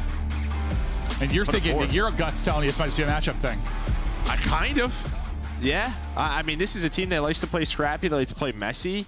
And just even right there is the end of that round, like Minnesota's not hoping not to get double naded off that B point. Like Carolina might be a team that is loading up and going over nade spots on the new protocol B point. I don't know if other teams are doing that. I would hope so, but they're a team that's going to hit all those nades. No, they were hitting the nades when they needed to, absolutely. And, well, they get a much-needed victory. No longer winless on the qualifier. Ravens take it. Now, Desk, chat about it. 10 more points for Carolina, and that opens the door for Miami to jump Minnesota today. But we owe Carolina an apology, and we should start with this, man. He earns your Scuff play of the game. Gwyn in control with takeover mode. I mean, he was takeover this whole series, if I'm being honest. But yeah, it's Gwyn that saves it. Not only in these early rounds, but in that final round, I mean, it was Gwyn that ends up, or no, excuse me, it's actually Vivid that finds 3, but it's Gwyn that goes 28-17. What a clapback after getting kind of called out by Envoy in their previous match versus LA. Yeah, man, this is why in the pre-show, you know, we were talking about Carolina. I said, don't panic. Like, things will get worse before they get better. And this is what better looks like, right? Like, went over the hard points, some super clean breaks. Obviously, Protocol had a big change to the B zone. You saw their adjustments. They're able to play really well still. They had Gwyn and TJ just in the base slaying. They're on defense, just working out great. As Joe mentioned, nice nade picking up 2 there. But yeah, Carolina, man, across all 3 phases looks so good in this series versus Minnesota, who we were ready to say is pushing top 4. Minnesota started off with the opening round of control, and after that, it was the Ravens. Let's take a look at some of the best moments, not just from Gwyn, TJ chiming in, and as you said, Vivid having a much better day. The major was a fluke. The eye has healed, and Vivid is shooting straight again. And not even a fluke, you know, Vivid actually, like, what's funny about it is that at the major is when it felt like he started to make a big turnaround. I mean, there were points where he was the sole leader when it came to Carolina Royal Ravens on land. So for Vivid, huge ups to him to continue this consistency, hopefully moving forward, but also big for Carolina Royal Ravens to stop the snowball that was their loss spree. Again, they were on a 6 hard-point losing spree, going up against a team in Minnesota Røkkr that not only would love a small, comfortable map like Skyline, but just came off of an insane win versus Optic, Texas. Carolina takes this series, and we are going to be joined live in the winner's circle by a very special guest. Vivid, welcome to the show. It's great to see you guys frying after a struggle in week 1. Yeah, feels good, man. Had to have a tough week of practice, you know, lock in and get ready for these next 2 matches this week. Vivid, it's tough when, you know, you're so good at search and destroy and control at the start of the season and everybody starts to kind of catch up. What has been y'all's focus when it comes to search and destroy? Because it feels like in every category you guys started to slip a little bit, but today the defense was insane. Yeah, I think it's just like staying ahead, coming up with new ideas and just like different variations of what we like to do. Because I think when we're just playing S&D off instinct and like in situations we're super good, so it's just like getting into those situations and not getting blooded every round and just rounds being over in 10 seconds. Yeah. Viv, what would you attribute like those first 2 losses to? Because when I kind of looked at it, it was like you guys, you know, top 4 placement, but you're trying to get a championship, and it just felt like maybe things get worse before they get better.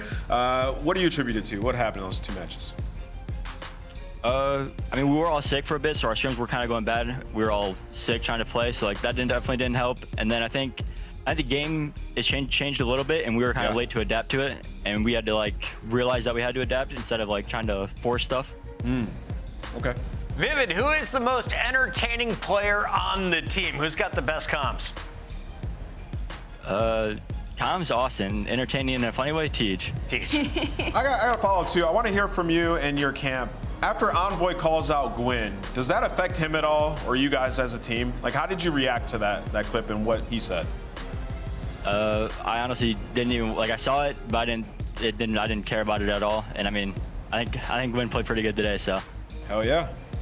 Gwyn shutting up the haters. Congrats on another win, Reese. Thank you. Have a good day. Carolina moving up the standings here for our Major 2, and we still have 2 more matches. Allie, for anyone who missed the opening games, they just woke up here on a bright and early esports morning. What they miss? Me too.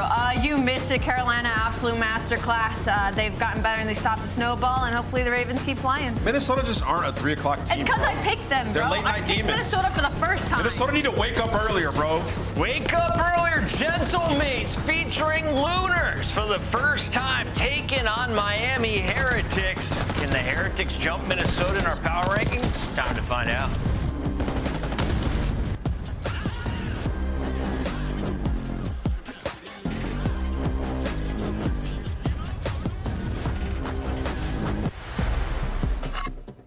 Upgrade your game with the Scuff, the official controller of the Call of Duty League. The Esports World Cup is an official partner of the Call of Duty League.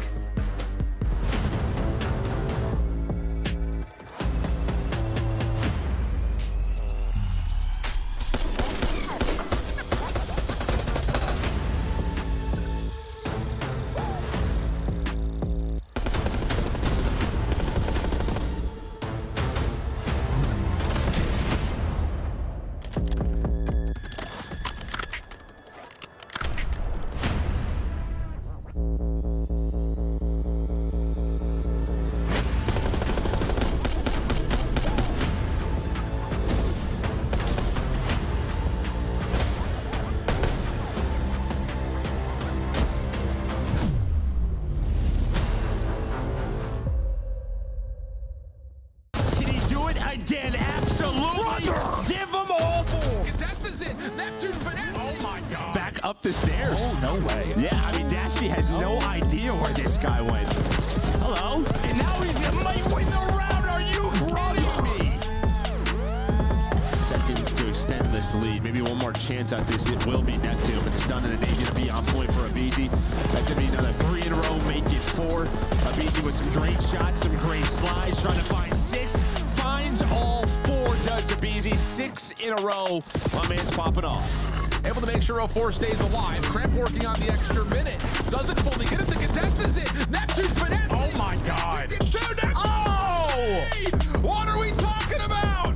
Neptune, an absolute takeover moment at the very last second. Plus, Richo trying to get the good spawns, and they're just hitting 3 dead. Nobody wants to hang on to it except for Linz. He doesn't have P4. Did he do it again? Absolutely. Give them all 4. What is in Linz today? What do you have for breakfast? I want to know. Røkkr, it is more than their game to lose. I mean, they got a massive lead right now that they have been able to accrue. They've got full control. Røkkr in the driver's seat. Lucky looking to get the late minute pinch. Not going to happen. Wait, it's Super and Røkkr, the heroes for the Heretics.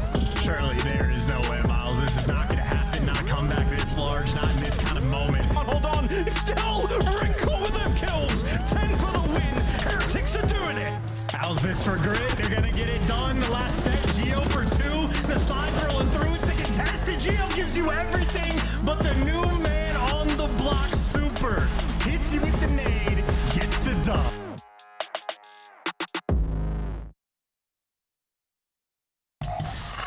The 2025 LAG Team Pack is available right now. Each pack includes home and away operators, as well as this weapon camo to assert your royal will in the lobby. Next time you boot up, suit up at the in-game shop.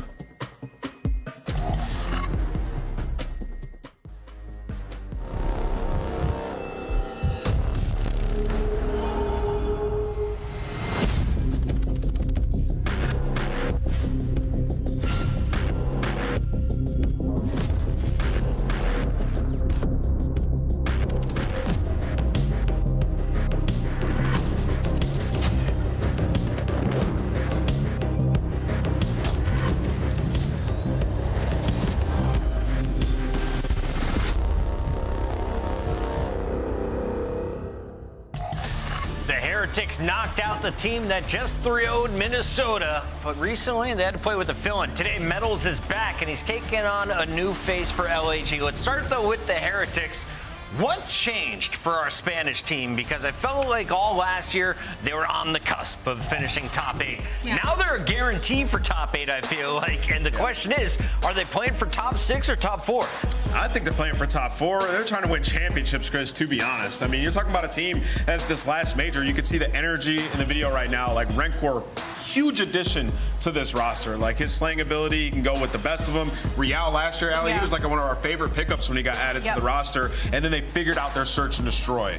The control, though, is what needs to change if they want to win a championship. If they don't have Vault in the series, it is a guaranteed map loss. So that's the one issue I have with them, is it's their control. They just be giving up too many lives, and their control, their attack is just awful compared to the rest of the league. And like Ant said, there's just no map pool there. And what's hurting them right now is that their S&D is also hurting them as well. The S&D wins have been in really narrow round 10s and round 11s. And they've got the worst defense in the league in search and destroy, which is funny because on the flip side, that's their strongest suit when it comes to control. So still some work to be done for the side of Miami. But again, their last match was with a fill-in with Super. He did his best, but we felt the pain missing of Metals. Metals, the first blood man for them back in Madrid. What is his impact in the game?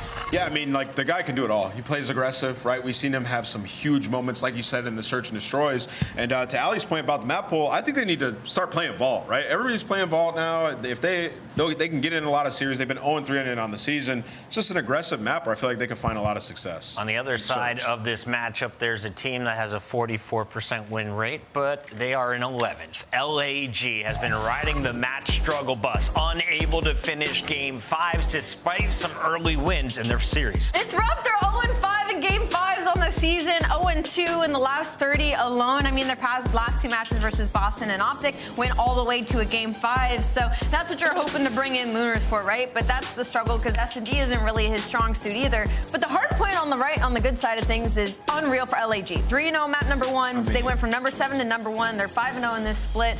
So at least they have something to write as their own now. Listen, I love Lunars getting brought to the league. I think that whole team, you know, even Craze, that's my boy, came up through stud fan mates, kid's a beast, bring him up to the league.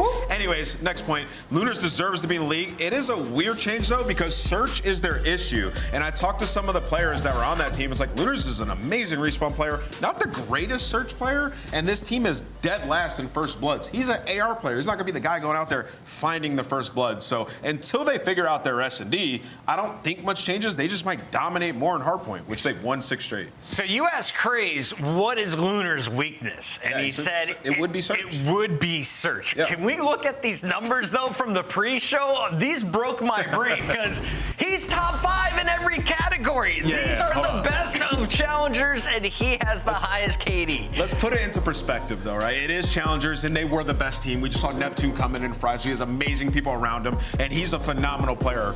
But when we're talking about search, the issue is their first bloods. Is he going to come in and be like an SMG demon getting first bloods? No, he's an AR, and he's not a super fast-paced one either, right? So I'm excited for Lunars. I think they can steamroll in their respawns, and they can get better, but search is the issue. I mean, slaying was never really a problem for this team. I even have it written down. Like, Williams has a 1.14 in hardpoint. You know, you just saw the numbers from the side of Lunars. Like, slaying has never been the issue. It's the way that they are approaching search and destroy right now. And that's going to be the biggest question mark throughout the entirety of this stage. They've won 5 straight hardpoints. Like, They're low-key been piecing in HP. They benched a world champion, bringing up a player from Challengers. Does it work? Vault Hardpoint is game 1. We go to Protocol for Search and Control. We'll see Red Card for a double dose of Hardpoint and Search and Destroy game 5. Looking at the numbers, I know both teams have similar map success records. Who has the edge in this best of 5, though? I'm looking at that map 1 Vault. LAG is 0-4 in it, and they are undefeated in map 1s right now. So I'm feeling a little weird. Maybe they're trying to test that map pool a little bit, but Miami's not that good at it either. Yeah. I think he's trying to make Lunars comfortable, man. He probably loves that map. I think he's going to have a big series, but I'm still going to go with Miami. I think Miami take it. Allie? I'm going to go with LAG. I'm going to go a little with my heart here, and I want to see Lunars have his first win. Honeymoons? Honeymoons? I think we're still in the honeymoon phase. You know what? I think they're fun. Let's ride with LAG today. The fans are going Miami. We got split decisions here on the desk. Miles, how do you feel about this shift? Woohoo! Handsome, man. You guys look good. Did we talk about this much? I don't think we did. We're just more excited about Lunars being in the league. The debut of Lunars. And of course, for the folks, the more astute viewers, yes, Chance isn't here. Everything's fine. He's actually getting a Brazilian butt lift. And none of us can wait to see the results. Can we, Shift? Looking like a Ned Flanders in a skin tights, ski suit. And I got to do my best to bring my Chance sweater energy today. That's just all I'm looking for. Maybe I'll lean back in the chair a little bit, get a little bit of casual analysis going. But you're absolutely right. This really is all about, is this Miami team kind of now with the hangover of having to play with Super going to be the same squad we saw in Madrid? And on the other side, it's just, can we see something really special from one of our only actual rookies in the league this year, outside of course the Vegas team, with Lunars setting up his debut. And I will say this weekend, I think Lunars could absolutely show up and show out with the schedule that he's got, playing both this Miami team and then Vancouver later. He does get a nice warm-up, a nice run into the league before things get super duper serious. But we'll find out, folks. Again, LAG, we're going to see how this change affects them. And of course, the Heretics are healthy and fighting fit Metals. Super had a fun week, though. It was nice to watch him again. New players coming in the league, causing issues. The man has continued to cause issues. Røkkr, see who's got on ball. Yeah, and I think the thing about this Miami team that was really kind of special about their Madrid run, outside of the fact that the run existed in the first place, was it looked like the same team we saw in the very beginning of the season, where they're playing with tempo, playing with speed. I don't know if it's just a little bit of confidence with Røkkr now finding that little bit of a spark, but regardless of it, you've got Metals back into the picture, looking to see if they can kind of keep that SMG presence alive here on Vault, which they've done so many times before. It's so far so good. And again, congrats there to Lunars, right into the hard point, find himself a couple of kills in the league, and always nice to start things off on the positive. And over to Kiz, who's holding this hard point admirably. Lovely shots here as the early time going here for the LAG mates. No complaints so far, Alan. Yeah, and I think the thing about Lunars, and I know the desk talked on this a little bit, expect him to be largely running an AMS, but I think the thing about it is in the last 2 years we've seen Lunars, he's played on squads where he's not been the dedicated AR, so he can flex into an SMG, and you're seeing that immediately. A 3-sub setup here for LAG. Sky's locking down the more normal role that we would have assumed for Priesta, where he's playing the lockdown AR, and it's working out really nicely for LAG. A little bit of trouble getting across the map here to flip spawns, but 26 seconds on P1, you'll take that. Yeah, go South Heretics set up for New. They've got themselves kills on the pitch. They've got hard point time now going their way. Lucky the man in the time. Not a kill to his name yet, but that's fine. We'll let that slip. Over to Metals, back into the game. He's looking good. He's got perfect awareness where these players are coming from, but Lunars, once again, 4-2. A lovely start for the rookie. Yeah, looking really solid, and this break attempt can now start to amass from the front. This little spawn out here for Miami will allow Real to try to hit a little bit of a pitch, but he's here a little bit late, or maybe he's either just in the nick of time as he's able to find himself too. Little shimmy, little shake. He's got help on the way, and that'll be enough for Røkkr to hold the line. Ole holds the hard point still, Heretics. Not the lead, though, Alan, to be honest. Statistically, not theirs. It's still in the hands of the LAG boys. And with that, the lead changes. Heretics doing what they can now to rotate over towards New. Also lucky, the man of the moment. He won them the P2. He's looking to win this one. And Metals is technically 3 in defeat. Yeah, it's going to be enough for at least the scrap time and, of course, the flip of the map, which is most important here for Miami. You know, again, just kind of looking at how these two teams have played on this map, it hasn't been statistically strong really for either side. A lot more reps for Miami, though, and I think the biggest thing about it was we saw them find a really solid win against Optic, one of their best maps at the time when they were playing in Madrid. So it has to be something about, you know, going to something you feel confident about and just kind of polishing on the small things, which largely have been on rotation. So good moments here early for Miami to keep this thing tight. They could break out of LAG as well. These guys looking solid. Over to the time we go. Kiz trying to push that front line forward, not just thinking about this time, thinking about next as well. What a snap. Good kills there from Lucky. Hardpoint still very much in the hands of LAG. Another lead changes on the cards. Here is a back and forth hardpoint, and lovely awareness from Skies there on the pinch. For your boy Lunars though, 7 and 4, having a good time. Shout out the stud fam. And I think a lot of this for Lunars is he knows what role he's fulfilling already in this group of 4.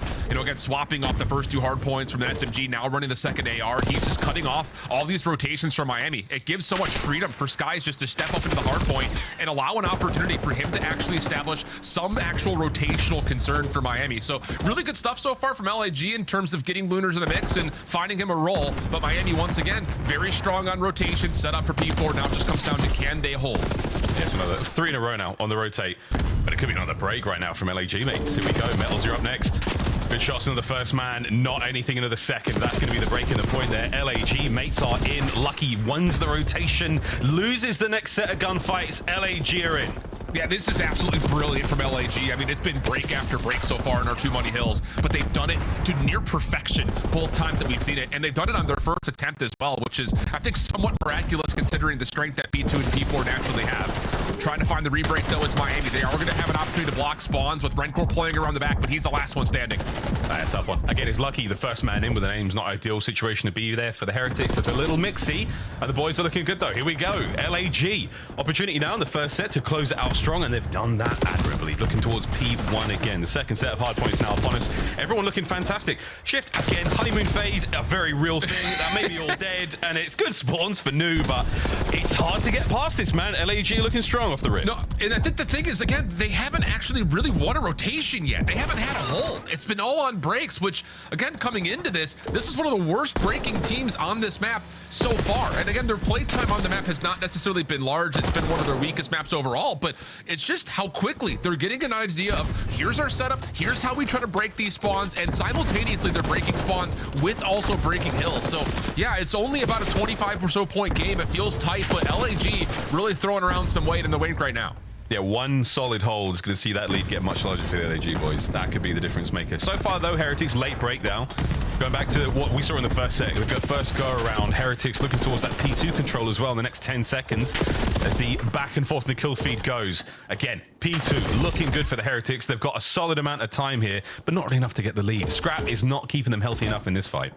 Yeah, Lynn's just going to try to finesse this little 1v1 on the exit, but once again, this is Miami in a picture-perfect setup. Just comes down to do they get a read on where LAG are coming from. That is helpful. Lucky for the first, he's able to turn around, find the second in the same breath. Røkkr shuts down Kismet, so this little delayed, staggered hit from LAG completely shut down, and now Miami have an aggressive zone in front of the hard point. Yeah, look at Røkkr, that front line pushed way out. You're going to get kills all over the place here. Good reads out of Lunars, slows them down a little bit. Here comes Lins. We're starting to get a little hot, boys. Here we go. Last player's alive on the point. Metal's trying to reinforce. Tags are in. LAG mates with another super break and 25 to be had. This is mind-blowing how LAG are coming off of what was an absolute dismantling of their initial break attempt, and to so quickly get into P2 with essentially a 4-for-1 exchange is unbelievable. Little counter break here for the scrap time, but that's kind of non-negotiable for Miami as they're once again doing the exact same thing they did the last time they're here. Get over to Art first. This time, though, there will be a more heavy contest from LAG. Skies and Lins trying to break down this setup around the left side of the map. Yeah, it's early time, but it's not enough to get the hold. Good 3 dead there, and you've got perfect eyes on Skies, so now you know where he's coming from. Eyes on the next set of spawners. Spawn's not going to get that crazy again. Røkkr on the assassination attempt here from Skies. Lovely work. That's the left side of the minimap. All good. LAG, you're doing what you can to try to get back in the lead. Let's go for a listening with a new squad. One shot right up. Okay. He got RP3. He went to con. Okay, we're lucky. That's con. Okay. Looking for his con. He's con still. Okay, I hear you. I don't see him con. Con. Dead. There should be another. It's him. I have lights. One's red. Right corner. On his twist. Got a gun. Weak. Got a problems then. Good shit. That's still top gold, yeah. He was like red. Close red. We out. Then, yo, one shot. Line. 3 out. One shot. Got one. Nice, hit up. Try to left. Go. One light. Stay alive here. That's one is back. Okay. One's gold on me. Nice, hit him. Nice shit. One's a gold. Okay, I hear you. I'll see gold. Give it to the back. Give it to the back. They give it back to Lamar. They give it to Lamar. Front, middle, nice. Missing one more. Front cross.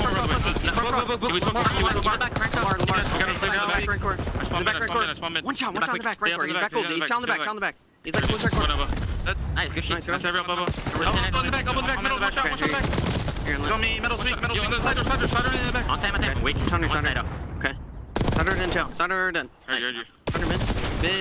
Middle's weak and one puts out Lamar. Nice, close square. Are they going right? I'll see any round. Take it straight. Only 20 on this car. On the car. Bottom hill, one statue. Okay, I hear you. I'll see statue. Yeah, they could get back. Could be back. Someone back. I didn't say anything about. They're taking space. Okay, at the back. Yo, hold back. Come on back. Oh, you're right. I hold the van. Van, one shot, lucky. Middle's absolute. They're getting right. Get right. One's behind us. I got a shot right. You can lay. I spawned out. Times. I have a close. I hear you. Nice one. Focus on your pool. I vote. Lights on me. Real back on me. Open. Ran on me. He's done. I hear you. The lights on me. Might jump up. Could go right. Could go back. In the vault. Yo, pull money. Nice. There was one for the vault. One shot. Vault maybe. Take your time. Well, despite the fact that he's nothing to do with either of these orgs, or he's even played in this game, Lamar has a call-out. It's just one of those things, man. Your legendary status can transcend whether you're active roster or not. It's just been one of those things. And, well, I think the thing about this game, it just continues to be the same thing we've said over and over again, whereas LAG, their break efficiency has been great, but it's just down to the fact that they have yet to have a single hold opportunity. Now you're starting to get an opportunity on this rotation where they may get their first. Real working to be a bit of a nuisance, but he's shut down. First chance for LAG to actually set something up, and it comes at a critical time in this game, Miles. Yeah, there's 2 1v1s back-to-back on the P1 where Lunas wins a 1v1 to stay alive. That's huge stuff. Keep that timer ticking, fellas. You've won the rotation. You've won the P2. Just get your ass in that point. See if you can soak it away. Metals can't get anything out through the front. Sky's getting kills on the side as well. Lunas in the pool, but it's a break, and you're inside, and things just got squirrely. Heretics still alive and kicking. Lunas out of the play, and it's all down to Linz. Last man in the back. Can he win the fights? One more. No. Real closes the door shut. We're over 200 points. And we need something from Kismet here on this pinch. He's taking the long route back through square. He knows his teammates are likely to get trapped up on this backside P2 hit, so he has to hit this pinch, and he needs to hit it now. Time to send it right to the back door, lads. Lucky finding his. Trades are there. Metal's there on the pinch. Faster, furious, into the time. Skies wins it. 15 seconds here on the scrap. Alan, you'll take it. Absolutely the case. Real's going to fight for the last 10. I mean, every second's going to feel like a great second, especially if you can turn it into a double, and that's now all 4 down. Another moment where, again, you take a look at the minimap. Miami do what they need to do on the old time, but they've also set themselves up with leader's advantage to at least have the rotation win to P4. Again, it's a minute away from now, so you can't get too cautious, but at the moment, Miami doing everything they need to do to win this game. A nice time, though, from Gorillas, mate. Get yourselves in the time. Find a sneaky corner. Real going to be on the pinch. Here he comes. Can he stop the timer? He cannot. Gets in and out, though, causing problems. Trades either side, and here comes a mid-map hit, though. Gorilla Mate's trying to slow this down. Oh, what a kill. Trades are complete, and the hard point on the Heretics. Yeah, it's looking like this very well may be the last straw here for LAG. Spawning to the backside of this top building. They need to find a way through. Metals has already cut off one. Here we go, straight over to the point again. Linz is in. Finding time. Mid-map, not a safe place to be. Real sending it forward. Can he get a kill out of this? No. Oh, my word. The mates are back in.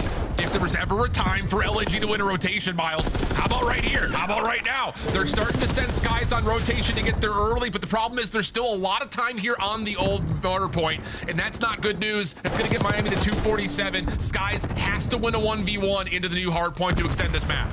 He's been spotted out. Here's the call out, and there's going to be the kill. Real sends it. That might be the end of the game right there in a single moment. Kismet has made the entry towards this rear hard point so many times, but it's not going to be another. Heretics, you started strong. You kept it going the whole way. That's map 1. And it's just, again, it feels like a broken record situation without question. LAG, impress me, why don't you, with your ability to continually find early and quick breaks.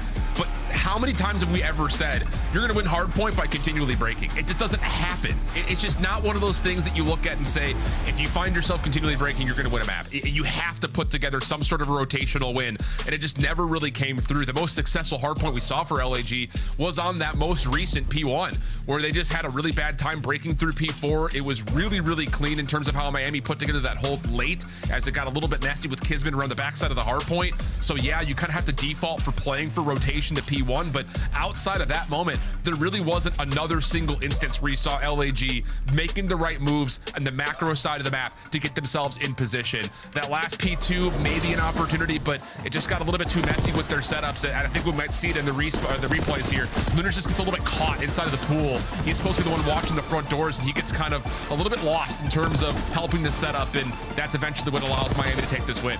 Again, questions into how long they've had this team change in mind, how much time has Luna's actually got in there with the squad to talk through these little things, but not bad showing altogether. I mean, I think I'm happy enough with what I've seen out of the Gorillas, mates. Again, it's tough to compare. I mean, Priesta, a world champion, has had ups and downs with this squad. Certainly more downs than ups, hence the change, but hey, we'll see what Lunas can bring in the S&D. Not statistically what we heard Alan as his best game mode, so this might be real tough, but against the Heretics, you never know. They're not exactly amazing at it either.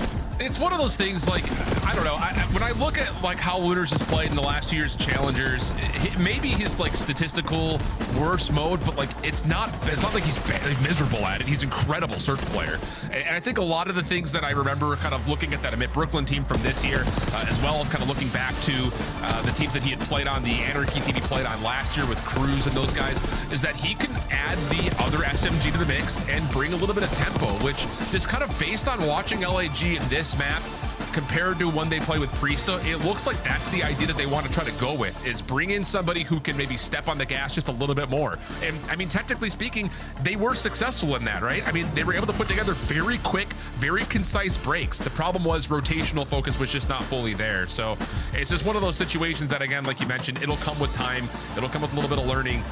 But when it comes down to focusing on what Lunars brings to Search and Destroy, I wouldn't sit there and say like LIG is going to get worse at Search because he's in the mix. It's just going to be a different identity in terms of how they're going to play Search, I think, compared to when Priesta was in the lineup. We're still very much in a honeymoon phase as well. You never know what you're going to get in these CEO matches. Not even us, who have got all the stats and occasionally the scripts in front of us as well. A couple of protocols followed by a red card hard point. I think the red card's a scary one for me, Alan, as well. Just based on the way Vault plays, it's quite a structured map. It's quite sensible when it comes to rotations. Early time tends to get the win. Probably the same thing there. A red card might not be the best situation to be in if you're an LAG Mates fan. But good place to be if you're liking the Heretics, guys. Well done. Indeed the case. And this has been, I think, fun to see another team kind of throw themselves into the mix when it comes down to maybe contender title status. You know, I think with run through Madrid, they were beating everybody they needed to, and it was a very difficult schedule, all things told. So it's, I think, refreshing to see another name into the mix, because I think in the history of this Heretics roster, there have been times where it's just like, yeah, they look good in this particular part of the stage, but we don't see it carry throughout an entire month and a half, 2 months phase, let alone beyond that. So this is kind of a fresh take in terms of this iteration of Miami finding some good consistency. I mean, you had Modeled Metals and Lucky, who have always been a part of this roster in some form, but the addition of Real last year and now the follow-up with Røkkr in the mix makes this feel like the most concise Spanish roster we may have ever had in the league. So very exciting stuff. Just comes down to what Ali was mentioning on the desk. Can they clean up what they bring to the Search and Destroy? Because they are one of the lowest ranked teams in Search overall, and a lot of that is because their opening first duel rate has been miserable. The only good news here is that they actually rank first in opening first duels when it comes to this map in particular. So this would be a hell of a way to try to help boost up that stat category in this map too. Good luck, lads. Not that you'll need it. I'm sure you're well practiced and well rehearsed here on the mode. This is how the Major 2 qualifiers have gone from Real at 1.67. Again, great. Opening duel, 50%. You'll take it. Can they translate that into some success, though? Not great on the defensive round statistically. Keep an eye out on those for the Heretics. And we're sticking on board with Real, who's going to fly through mid and eat an aid. Yeah, that's more than eating a nade. He's got that for breakfast, lunch, and dinner. He also gets stunned, so his regen will be delayed just a touch. Røkkr just making sure no one plays through the elevator side. That stun will not land as focus is over towards B, but honestly, LAG have a pretty solid read on this at the moment. This guy's first blood certainly helps. Metals can't get away with his life. Nice shots out of Lins. Doesn't let those shenanigans go any further. Just a minute to play now. And Real still finding something. Here we go. Another kill to his name. Sorry, his first. Take it all back. Luna's on the trade. 3v1. Yeah, I love this from LAG. I mean, the opening defensive nades land, so it gives you a little bit of breathing room in front of your building. It allows you a chance to kind of back up your SMG and Lins to try to make sure that sidewalk play towards B stays safe. You don't feel like there's an immediate threat down low because you did have a player pushing forward over towards elevator. You also see Røkkr stun come down the elevator shaft, so you know there's no aggression there. So really good evaluation off the info that you've been given here for LAG's defense, and now it's just down to finding Røkkr. He might be spotted out here. It's the gunfight. A lovely snap, but Gorillas, mate, start to finish. A solid round. if you can keep it going, though. And again, against a team like the Heretics. Relatively unpredictable, fast pace, but getting confident now. I feel like that's the key for the Spanish teams. Confidence indeed. This is our first blood. Yeah, and again, this comes off of the ability for Skies to know that there's a nade that gets landed on top of Gun, so he doesn't have to worry about that sidewalk play immediately because you know that player up top has already been hit. So, yeah, really good. I think it was like a very mature defensive round there from LAG off the get-go, helped by the fact that you get the information with the nades. This round, we're not bothering playing for the bomb. Instead, we're going to look for our own set nades once again. Skies tosses a stun and a nade and then heads back to get the bomb. It's their first day. It's okay. I was going to say, Kiz thinks he's got the B-bomb. He's got nothing. Røkkr with the classic spot out here by the helo. You can see it nearly all, and he spotted Skies as well. Skies, no stranger to a long-range highlight play. Great damage either side. And he's just trying to kill a little bit of time here to maybe see if Lins and Lunars can feel something out over towards the front door at A. Metals is the one watching this, but he's just playing contact. Can't contest with an SMG. So as soon as he gets the info, he re-wraps back through Spiral. But Lins, I was about to say, maybe he's got the jump on him. Tough gunfight from here. Metals takes another win. We go 4v2. Skies keeps the trades going. Awkward situation to be in now. He's just dived on out, but the bomb site over by A. That's where the love is. And Røkkr, he's the man handing out the kisses. Skies with a quick wrap over towards B. Should be able to get this down. Here's the plant. He's surrounded, though, by Heretics players, and they are going to dive on him quick. Skies, good luck here, mate. This is not going to be easy. We'll have a chance to isolate onto Real, though. Oh, goodness. Mercy. Hold on. Oh, my word. That would have been Reddit worthy, I'll say. Skies has been on the happy end of the Reddit clips recently. That would have been an ugly one to put on the highlight reel. Quick defuse there from Røkkr, and that's going to be the equalizer found for the Heretics. I'm wondering, was there any opening set nades from LAG over towards the helicopter? Because Kismet is just like running it down, like thinking he's got nothing but freedom to make this play. And I don't even think anyone from LAG even looked over towards the helicopter. Hard to say, but Røkkr, a big round after the first, he follows up with another. And then, of course, the last bullet needed to take care of a very weak health pool on the end. So Røkkr continues to be, statistically at least, putting in the work here for Miami Search. Absolutely. A true one-shot. Back over the middle of the map, Trophy evaporated. Real still banged up. Same spot we found him in the first round, and he finds himself again. Hot water. It's almost the exact same setup here. I mean, from the offensive perspective, at least it is. It's different from LAG defensively because Lins is actually going to play a little bit more towards the middle of the map instead of watching over towards B. So the double ARs will be the ones kind of watching towards the long side of the map. And now, as you know that Metals is playing top elevator, you're going to get an aggressive position for Skies towards Heli, and you can three-man this defense round A.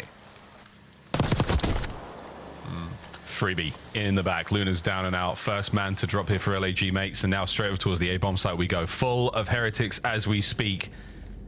Immediate plant, post-plant setup is going to be very tight, and it is going to be a mix fest. Now down a man, LAG, good luck on the retake. Yeah, and Lins is out of the picture already. You have to wait for Skies to get here.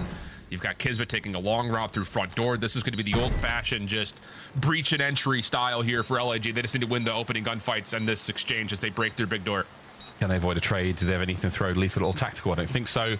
Opening gunfight, Hick over the shoulders, and this dance can go on for a little bit longer, but not too long, lads. You're running out of time. Stun does not connect. Now we get on the inside of the site. Shots are in, trades are there. Man advantage still, 2v2. Last up, Skies done. And the Heretics, the writing was on the wall as soon as that bomb was planted. Yeah, hell of an effort for LAG. I mean, it's kind of one of those, you see what's going to happen before it actually starts to develop, where all four Miami players are playing their post plant inside of PCs here. And for LAG, it's just a long route had to develop because you lost Lunars in a really odd spot, just kind of playing out towards boat and the field side. But this is a decent idea. I don't know if Lynn's actually meant to mantle there. I think he was just trying to jump to see if anyone was over the top. A little bit unfortunate, but really good post plant. Kind of protocol, no pun intended, for Miami, knowing who's the last guy that has to challenge for the clutch. Stops that 1v1 from fully developing, and Miami take the edge. It's true, though. Also, testament to how good Kismet is as an entry. He finds himself too in that wild situation. Back over we go, folks. Barely a breath spared. Right in towards the A-bomb site. Frag cooked. Real on the cross. Lots of intel. But any of it actionable? So hard to really make a dent here, and yeah, we're out. Yeah, first show of force, though, for either of our two teams down elevator like that. And it doesn't really amount to too much. It does move the defense around just a little bit, though, and that's a long-range shot from Skies. Playing over to Metals, just in towards this A site. So RCXD is going to be called to try to get the information that's allowing Real to peek. He finds the first plus damage into Lunars. The Lunars still keeping it alive. Lucky now finds an angle. Wait a minute, a couple of players of LAG just pull things out from nowhere. Great coverage. LAG with an explosive round. I think a lot of that just kind of starts with where you find that first blood and who you find it on. You get the information that the RCXD obviously is called over through the backside at turret and this little spiral staircase, and Real obviously shows himself. So as soon as you know that, okay, if someone's playing spiral, someone's playing inside, you can get more aggressive through field, take away that angle through the big door. It allows you to take that full challenge on the way in, as Miami felt the need to try to challenge that retake, or at least that to try to get the retake going to contest the bomb site.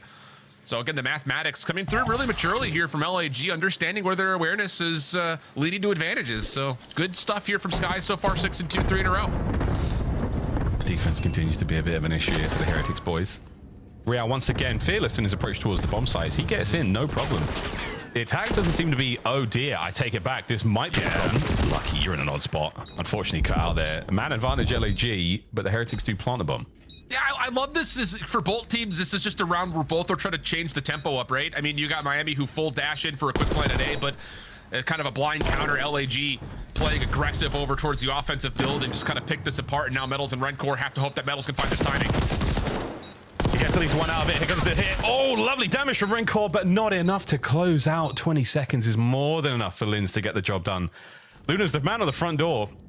A difficult kill to be found there with the aims up close and personal, but a solid attempt there from the Gorillas, and it all pays off. Man advantage rings true again. Yeah, first bloods have been pretty telling in this map so far, which is good news for both of these two teams who are looking to improve in the search and destroy. But yeah, I think that's a really critical round in terms of the mind games that you're going to start to see develop, because Miami's thinking, all right, we haven't really found as much success as we would want to in the first bloods on offense by kind of taking our time. Let's try to go aggressive. And wouldn't you know it, LAG played aggressive against you at the same time. So now you're going to be sitting there thinking, well, if we do want to play aggressive again, do we need to keep someone watching the flank? Who do we do that with? It's just a lot of questions, I think, for Miami when they go back to the offense. We'll have to consider that in the next round, as LAG will be the driver of this vehicle. Lins once again down low, just throwing shoulders. We'll see Metals and say, that's all I need. I'm backing out. He leaves though with both his leads on tactical there, so oh, great trade. Lovely shots from Kismet. Only the top of Real's head, but that's a man down with full pockets. That's a problem. 3v3, just over a minute to rock and roll, and the bomb is still very mobile right now by P2. Yeah, this is really down to what does Kismet want to do from this position. Røkkr's gonna get tagged. That's gonna free up Kismet. He could go up the zip here. Metals on the same front though. You're gonna push forward. That's the bomb carrier that gets killed. And Lucky does confirm the trade on towards Kismet, leaving Skies by himself 1v2. Yeah, and he's trying to find that bomb recovery also. Heretics players absolutely swarming over it. They have identified the package, and he's been gifted one. Skies with the damage into Lucky now. The opportunity to get the recovery and possibly the plant. He's going for the kill though. I love this. Just turn the round into your favor. Be aggressive. You know who you're playing against. Røkkr at Madrid was kind of a statue in these 1v1s, and I think Skies has learned that. Yeah, Lucky's maintaining position over by top trips. Bomb planted, and now it comes down to a duel on the bomb site. Will Lucky get there quick enough? Will timing pay off? Playing it wide. It's an AR on AR moment. Skies for the corner. Lucky with a check. He's been spotted. Here we go. Oh, it's tense. Back to square one, Owen. Bueno starts it strong and closes it all out. That's a very nice round to win. Yeah, and I had to beg your pardon on that. It was obviously Lucky in the 1v1, but he was the one on Røkkr in particular who was just holding corners in those 1v1s, and I think Skies had realized that Lucky's not going to try to get aggressive on me, so let me just put the clock in my favor, turn the map around, but this is a blessed one. COD timing, able to find Metals before he can slip out, and then this is just messy. Like, I mean, AR v AR, up tight, up close. Sky's good for the 1v2. And now things become, again, I think super mentally taxing for Miami, because you wanted to try to take the tempo up a bit. We saw them do it on defense. We tried to see them do it here on this most recent offense, but now you have to be worried about LAG getting aggressive, and this time it's Lins with an AR, able to find two. And that's a big lineup. That's a stinker. Lucky and Røkkr now have got a lot of work. Look at the spread right now from LAG. They have all bases covered. Lins, man, are we looking at an ace here? Possibly. Gets away with his life as well. The second man slides out, and it was nearly there. Last man, Røkkr. And surely this is map point for the Gorillas, mate. Luna's with the damage. Send it in on towards the bomb site, boys. You've got him trapped down there. Yeah, there's just nowhere to go. Røkkr will be seen. Sky's going to transmit that information back away. Don't isolate yourself. 40 seconds for Røkkr to play with, and he has created a bit of time and space to work with. The problem is trying to find where this LAG defense is. And it looks like no one could find him there. But Gorillas, map point. Skies with a big clutch certainly helps out, but man, Linz, those 3 kills. I don't know how the first 2 went, but the last shots were superb. A man with an aims in his hand is not a bad thing at all. 9 and 3 out of Skies. Well, those 8s have been paying off. I mean, this was nearly an ace from the firing range. I mean, he's just posted up, and that's one of those that someone dives in front of you like that. That's an easy lineup. Linz is happy to take it, just playing an aggressive angle, but with an AR this time instead of the SMG, just try to find the info. And again, that's just one of those rounds that Miami, they change up. They try to play with tempo to get into A quickly, but they have to do it through field side because they're worried about that long wrap around the back. So now it's down to trying to find 4 in a row, and a first blood finally comes through here for Miami, first in a while. That's a great way to start it. Linz, sport for choice there. Kid in a candy store. And he may have just wound up with a cavity, because right now Skies finds himself deep and alone in this 1v3 again. This time round, though, surely he's not going to be able to peel up anything too special. A minute to rock and roll, though, and he has the RC.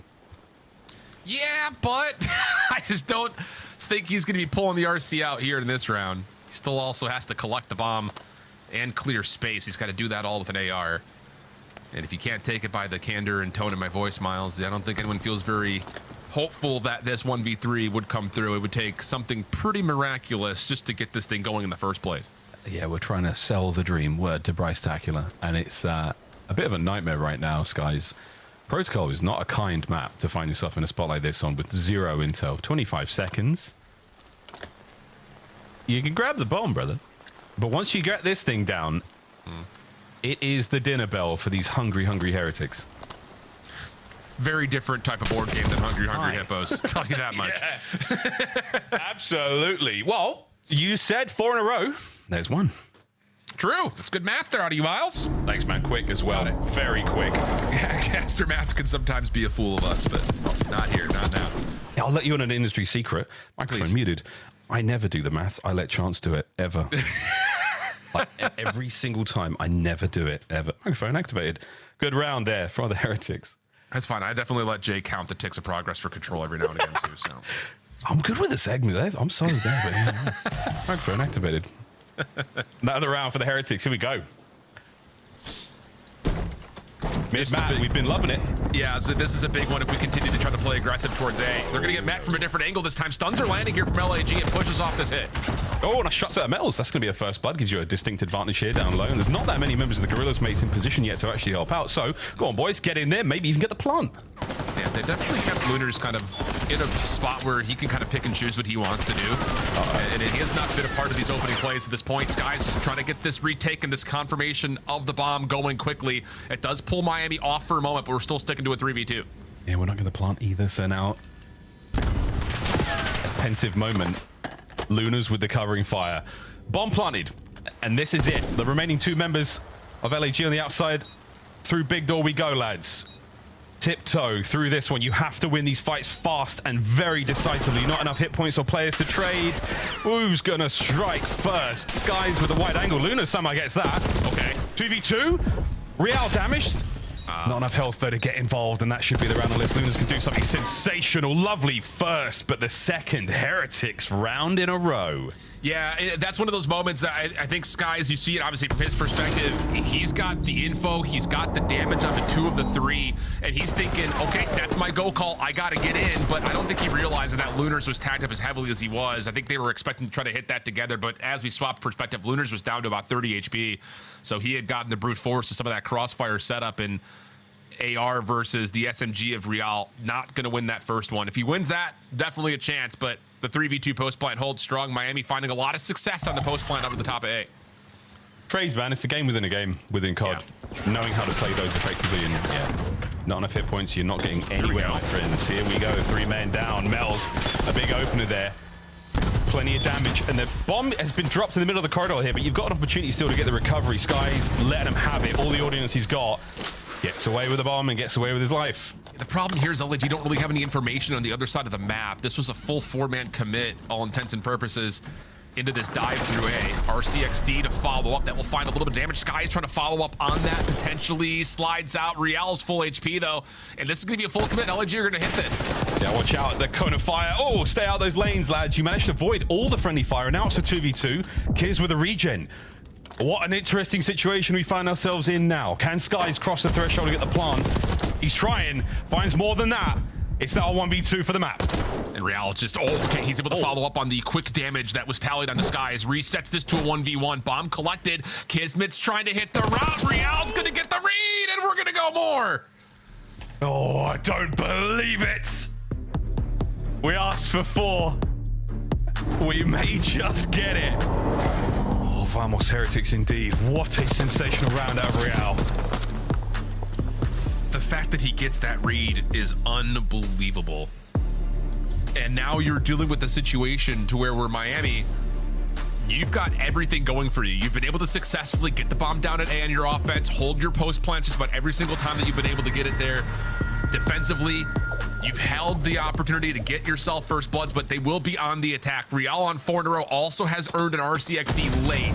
Oh, but he's gonna catch a couple of nades right in the face. No, not like that. Wait, immediate rebuttal now from Metals here in round 11. Exchange of gunfire, but not many moves. Oh, Metals can tell there's a kill with his name on it, but he does not want to get traded out. He's got no coverage up here. Yeah, this 3v3 is not the moment where you want to try to find something greedy, especially as the bomb carrier. And now this is just down to, do you trust that your teammates are going to be able to clean things up enough? And yeah, they're going to get a plant here at A. Renkor's already cleared out the site. LAG have given this away voluntarily, though. They have to have something queued up for this retake. Even numbers. Here we go. RC's going to hold the front door. It's not the RC anymore. And we're going to plant the RC here. Lin's now through big door. Sky's backing him up now, bringing the ARs of the Gorillas mates forward now into play. Luna's, we'll get a little bit of taste of him in a moment, but now, opening gunfight. RC may have just been dealt with. Here we go, we're in the red, 20 seconds to go. And Linz has to play with an AR here. He doesn't have his normal SMG for this retake, Mouse.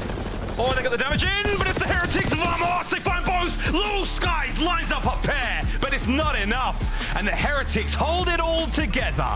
What a comeback on Protocol. That's unbelievable. And talk about just the unfortunate situation where Linz is pulling this LAG passive defense with a 3rd AR. They had tried this a couple of rounds prior, and that was where Linz was in the firing range, nearly for the ace, playing over towards field side. This time around, though, it's an opening set of nades, but that was all that LAG were banking on in terms of an aggressive defense, was off of their utility. They didn't have anyone who was going to commit to playing down low. Everything was trying to be funneled towards reading information on the outsides of the map and hope that your nades would be a deterrent towards any early plays towards A. And technically that worked out. It's just the simple fact that Røkkr gets aggressive, feels the gall and the boldness to clear out the A site by himself, calls the bomb carrier over, and then from there on out, it's 3 ARs trying to retake. Just doesn't work out, and that's 4 in a row for Miami to take a 2-0 edge in the series. That's wild. 2K damage from Skies as well, and shout out Metals. Welcome back to the squad, mate. You were needed in a big way there. Wow, protocol control up after this one, but hey, nearly called your chance. Shift, what do you know, mate? 2-0, so close. 2-0 so far for the Heretics. I thought this was an opportunity for the LAG mates to maybe get a, a sneaky win or pull a map or two, but so far not looking great, is it, Desk? Oh, unfortunate. I mean, their odds when they were minus 30,000. Ali, who did you take in this series? I took LAG. Why are you asking? Yeah, me too. Tough, guys. Pretty Why rough. are you counting them out already? I feel a little bit like Skies after game 2, but let's take a look at game number 1 because this is our first look at Lunars. He enters the lineup for LAG, our observer jumping on board. He gets 2 kills out of the gates. What else did he show you in his first map? Yeah, I mean, I thought he played fine. I think it's just a big moment on the P4 or second rotation where Metals gets through, has a huge play, finds a kill, and Røkkr's back there with him, right? So kind of like the dynamic duo on rotations out of those guys. guys, and LAG just not able to pick up on that. They lose too, and then they lose a huge chunk of time where Miami just kind of run away with the game. So just a huge error on the side of LAG, who were streaking in hardpoint prior to picking up winners. Right. Yeah, I already didn't really like this vault pick. Again, LAG are 0-4 on this map, so I understand maybe trying to expand your map pool when it comes to in matches, but the entirety of this map one, LAG was on the back foot of rotations, and that gave Miami Heretics ample opportunity. I mean, we saw them play this map versus Minnesota. We've seen them play it versus Optic Texas. Like, they are comfortable to battle up on vault. So for LAG, clean up the fundamentals. I think Lunars played fine. I think everybody played fine. It's just you can't be on the back foot the entirety of this map one. Yeah, I mean, through 2 maps, I don't feel like a whole lot has changed. Right. No, you know what I mean? not at all. And identity. Yeah, and I think Lunars is good. And what did we talk about? Like the search and destroy not being like his greatest mode. We go into search, and he's not like a huge factor. They lost the first blood battle 6-4. It was really Skies making some big plays, and they get comebacked on a couple rounds in a row. And with a man situation in round 11, you run out and you die if you're Kismet. It right? was, so yeah, stuff. It was Estriel in the first series. This series, it's Skies trying to put the team on the back. But how do you give up 4 rounds in a row, Allie? Is there more than just in-game gunfights being lost?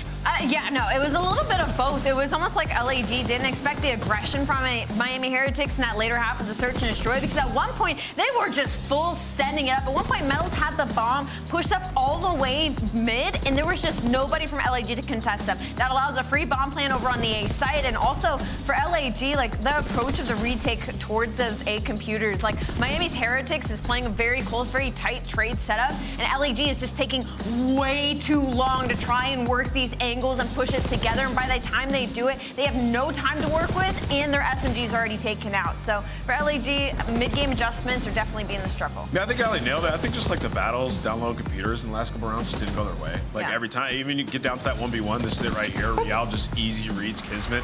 Would like to see Kismet maybe just like stay in the bomb room, and then right here, you get a first blood mid. So I like understand your thought process. If you're Kismet, I'm gonna try to go out and take more map control. Guys, we already have a 4v3. One bomb is in our spawn, and the other bomb is literally down low where we can just funnel and trade, right? So just, it feels like they're playing like a little desperate. And they got nervous as the round started to come back, and you could see the expressions on their face like, man, another one. Miami gave up 10 points to Minnesota last week. Today, they could jump Minnesota into power rankings, and they're just 1 map away. Before we get to that map 3, it's time for our favorite game we call Hidden Heroes. Are you ready, Alley Cat? Do you know the rules? I am the worst at this game. Okay, there's 4 silhouettes with 3 facts each. I need you to highlight top left, top right, bottom left, or bottom right, and tell me who it is. Oh God, okay, Series KD as well is so tough. Regents E. By the way, Maven went 4 for 4 on this. I know, so you gotta get at least 3. 4. Is this their last series, or like, or what are we? Oh, this series. This current series. From this current series. Okay. Region EU could help you out. I think I want to go Røkkr top left. 21.2. Is he 21? It's right. Dang it. All right, had a really good 4. map 1. He had a really. Do I have to go all 4 of them? I'm gonna get all 4 of these wrong. Is it my turn? Do I get to go? Would you like one, Ann? All right, yeah. Bottom right, I'm gonna go Kismet. No, he's not 21. 21 and a half? No, I gotta look at the age too. He's from NA. I was gonna say maybe Lunars just so that like. We'll skip it. We'll go Lunars, bottom right.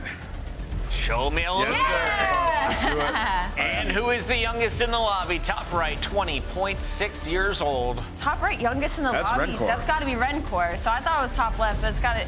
No, Lynn still cannot go to the bar to celebrate a win. And in the bottom left, sitting at 22.6 years old Medals. from the EU, the Spaniard. Medals. I'm going Lucky. No, Lucky's got to be older. Finally, you guys suck. Bring Maven back for more Hidden Heroes. Well done, production. That was a lot of fun. Seriously, though, Al, you are bombing out. Maven could be all those guys' dads. All of them. All right. Casters. Is this Govern? Let's go. Honestly, I don't think Al and I got either of those correct. The last 2, we were a little off there. Shout out Linz. He looks great. For 20 and a bit, whatever it is. Good luck, mate. Okay, here we go. Protocol control. No, it's great, yeah. I was gonna say that's the only word I've got. Like, what do you want? The breakdown. I'm not gonna give you chance level breakdowns here. I'm just gonna give you one word. I'm gonna give you woof. Neither of these teams have been very good on the map. Neither of these teams have played it all that much. I think that's the other part about it. But the desk hit it at the pre-match. If it's not Vault, it's usually a loss for Miami. So we'll see if they can try to turn this around here and pick up some tempo here on Protocol. Yeah, Heretics and Falcons part of the early Vault inflation when it comes to those control stats. But hey, for now, look, overall control stats again for the LAG boys. Let's see if this can turn into something big. Again, major asterisks. Luna's changing the roster up significantly. Let's see how his aims looks in a game of Protocol. The last one, a nail biter, the old 5-2 curse. If you've just joined us, folks, yeah, that's how it goes. Here we go into control. Heretics on attack first. And I think the thing is, I need to see Lunars play with some confidence. You know, it's one of those situations that, yeah, he did fine in map number 1, and it was kind of a non-factor in map 2, like Ant had mentioned. But, like, I'm used to seeing this guy know when the numbers advantage is in front of him and just taking away ground and establishing some authority.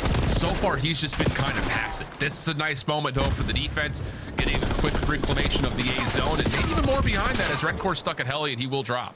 Oh yeah, that's 3, and this is the pace, there's the pressure. Kiz with great damage, nobody getting more out of it. And the Heretics are fighting furiously to escape their spawn.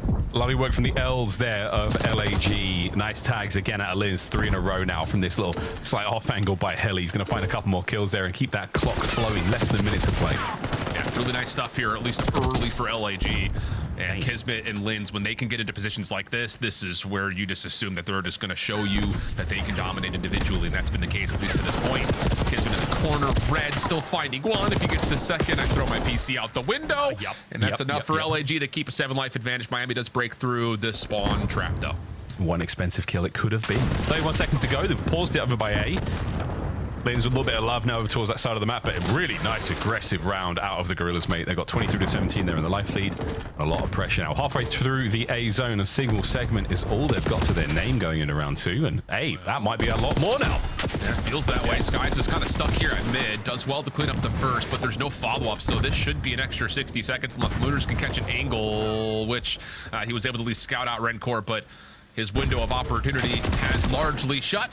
Especially as he gets caught by Real. And now all of a sudden, it's just a 5-life edge. A minute 20 on the clock, but Kismet reestablishes the defense playing forward, looking for kill number 4 in a row, and he will find it. Is getting into a bit of a flow here. Big old lead in the kills department of Kismet. 99! Kiz is back at it, baby. A big 6-free. Gonna make it a 7th. He's not even reached health yet. The man is tries to strong side his way out of the play.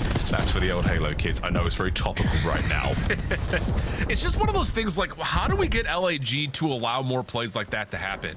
And I think that's been kind of one of their issues. Like when Kismet finds the space, he's going to take it over. I mean, we've seen that time and time again throughout this title. It just feels like so many moments this LAG team just cannot control the space they need to allow their SMGs to run like the rest of the top teams in the league. So maybe that is one of those things that they just need to try to continue to find this level of control first, and then when Kismet gets this window, he could just keep popping up. He's already on 11. And man, when you said woof at the start of this map, yeah, this is not what we thought. The Bulldog, 13 on the round. A sensational start to our proceedings here on Control. And yeah, that identity for LAG is what I think all of us want to see out of this roster, whether it was with Priestep beforehand or now with Lunars now. You know, I know there's been a lot of conversations. It's like you're trying to rebuild the Subliners roster with a different French SMG in the mix, but Kismet's got the ability to take over. We know that. It's not like I'm saying this for the first time. It's not like anyone's ever heard this for the first time. It's just, how do we get this team to continue to click like that? That was a really nice, yeah, the flurry of kills, and again, unbreakable confidence, really.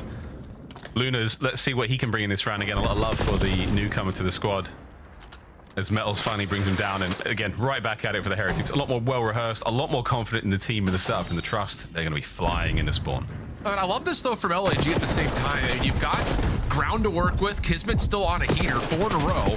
You don't necessarily have to play for the zone yet. You're trying to get some of the defensive building control, and then when you break out of spawn, you could try to get onto one of these zones, stop the clock, and Kismet can make the decision of does he needs to come back to the zone or can he play for spawn traps. And well, now he's kind of on an island by himself, but it doesn't make a difference. He's just doing whatever he wants. He's just playing a different game mode than the rest of the lobby right now. Yeah, it's great, man. And this is the confidence from Kids, just was purely POV. It's forward only. As soon as he second guesses himself, you feel like there's a mistake waiting to happen there. As soon as he keeps going, everything was fine. Gets caught out in the end, but that's not a problem. Didn't really do me any favors there. But no worries, Kids. I still appreciate it. A life lead now for the Gorillas mates. And a dive onto the point for nearly nothing there as Linz cuts him down. And you have done a great job here on the defense.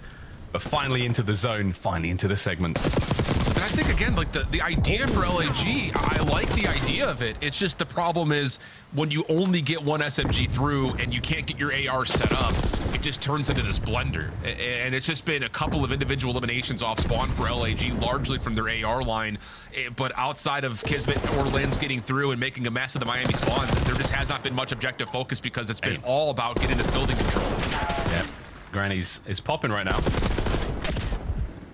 8.5, what a time to stop it. Metal's lovely angle. The capture's still going though. The second segment now, all good. Metal's 12 and 11 as he's frying. And on the other side, as is Lucky. A last-ditch attempt here towards A from Linz. Has to win this gunfight to keep it going. Can he do that? He cannot, folks. That is the round. And that is the Heretics finding the equalizer here in control.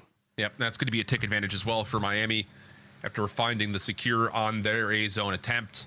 LAG close to it, but yeah, it just takes too much time. And you saw it. I mean, it's a very clear cut that LAG are just trying to get their SMGs right here. They want Linz and Kismet to be in the backside of the Miami spawns. The problem is when you don't get your ARs out of spawn ever, they're holding irons backside B bomb site. It's just you can't ever get onto the zone. So it's just tough scenes. I think there's a level of I understand the appreciation of trying to put a mess into the Miami defense and pulling them back, but it just turns into like an old school frequency control where everyone's just spawn trapping each other, and then whoever whenever the clock runs out, that will determine how the round goes. Yeah, we see it on Vault a lot as well. That island man who's doing what they can in spawn, but same thing's happening to your teammates on the other side. Great stuff again from Kids at 16 and 10, sticking out in a big way. We'll see what the Heretics do now on the attack. Not tremendously successful. Metals is winning some outrageous 1v1 fights. Yeah. Like outrageous. They certainly help in the run across map. Lunas, though, this time, that's all 4 down. Space to be grabbed here by the Gorillas. Yeah, but it's not going to be a lot of space because it's just your ARs that are left. So they're just trying to lock down lanes. Sky's immediately deterred from playing over the top of the A site, and Real, a quick follow-up plus the exit kill onto Kismet will lead to, again, clock being paused early here for Miami on A. Yeah, the old muzzle drive right on into the A zone. Metals once again off of spawn and directly into the feed alongside Røkkr. Gets a little bit of intel for the lads on the other side of the map, but right now it's Lucky in his lone trophy having a great time here in A. And that's again one segment down. Røkkr with a couple in the feed and a tremendous amount of pressure now with the stack from the Heretics underway A. Yeah, it's going to be a chalk and rotate situation here though from LAG. And the problem is with that clean elimination from Real, he can step forward and actually mitigate how LAG are spawning here, which is not what you want if you're a Gorillas mate fan. They're down 4 lives on top of that. This is starting to amount nicely here for the Miami offense. Yeah, they got a lot of space. The top mid to work with here, Skies though. Oh, 3 down. Lucky's got a bit of work now. And work, he tried. Good bless him, man. He went for it. Single life lead now for the Heretics as they're battling out of spawn. I think if he keeps the slide and doesn't just dead fish behind the box, he probably wins that gunfight too. But regardless, that's Omni moving for you, friends. LAG, couple in the feed, get this back to level terms in the life count, and now they can move forward with both Kismet and Linz playing inside of lockers. This is not where you want these SMGs to be. This is going to be a workout for the Heretics coming out of spawn. Oh, Linz, that's tremendous. The A zone not safe either. Røkkr now trying to keep that mid-map presence. Trying to pass information as well. Like, boys, I've got the B side. Your B side, just go for it. Fly out that side if you can. Go through heli. Still finding players in these corners, and it's Linz now 17-11, 5 spree. He's starting to cause issues for the Heretics.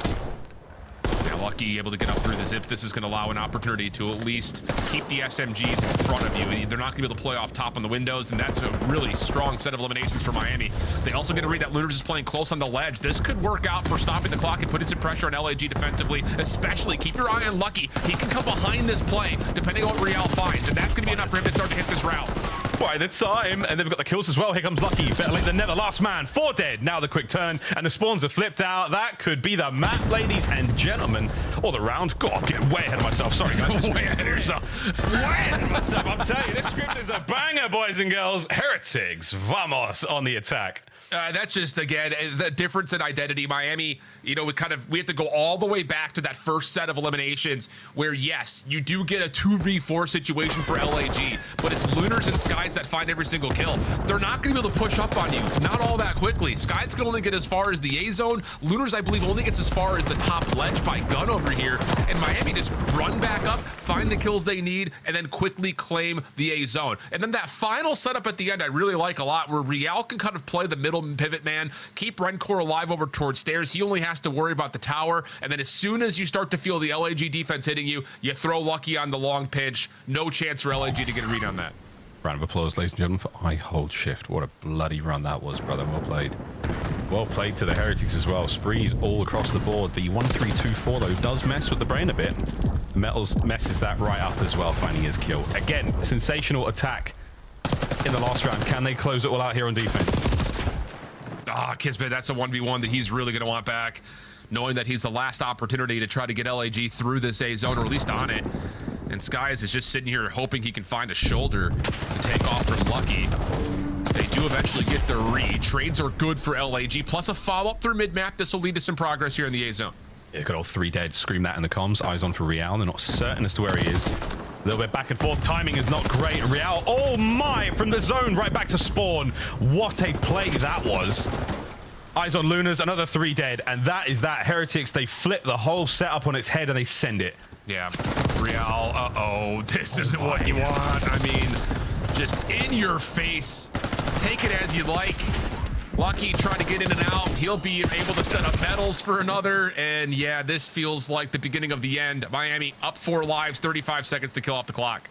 Yeah, it's 35 seconds. It's going to feel like a very, very long time indeed for the Heretics players. For the Gorillas, mates, you better get your asses out of spawn, lads. 30 to go.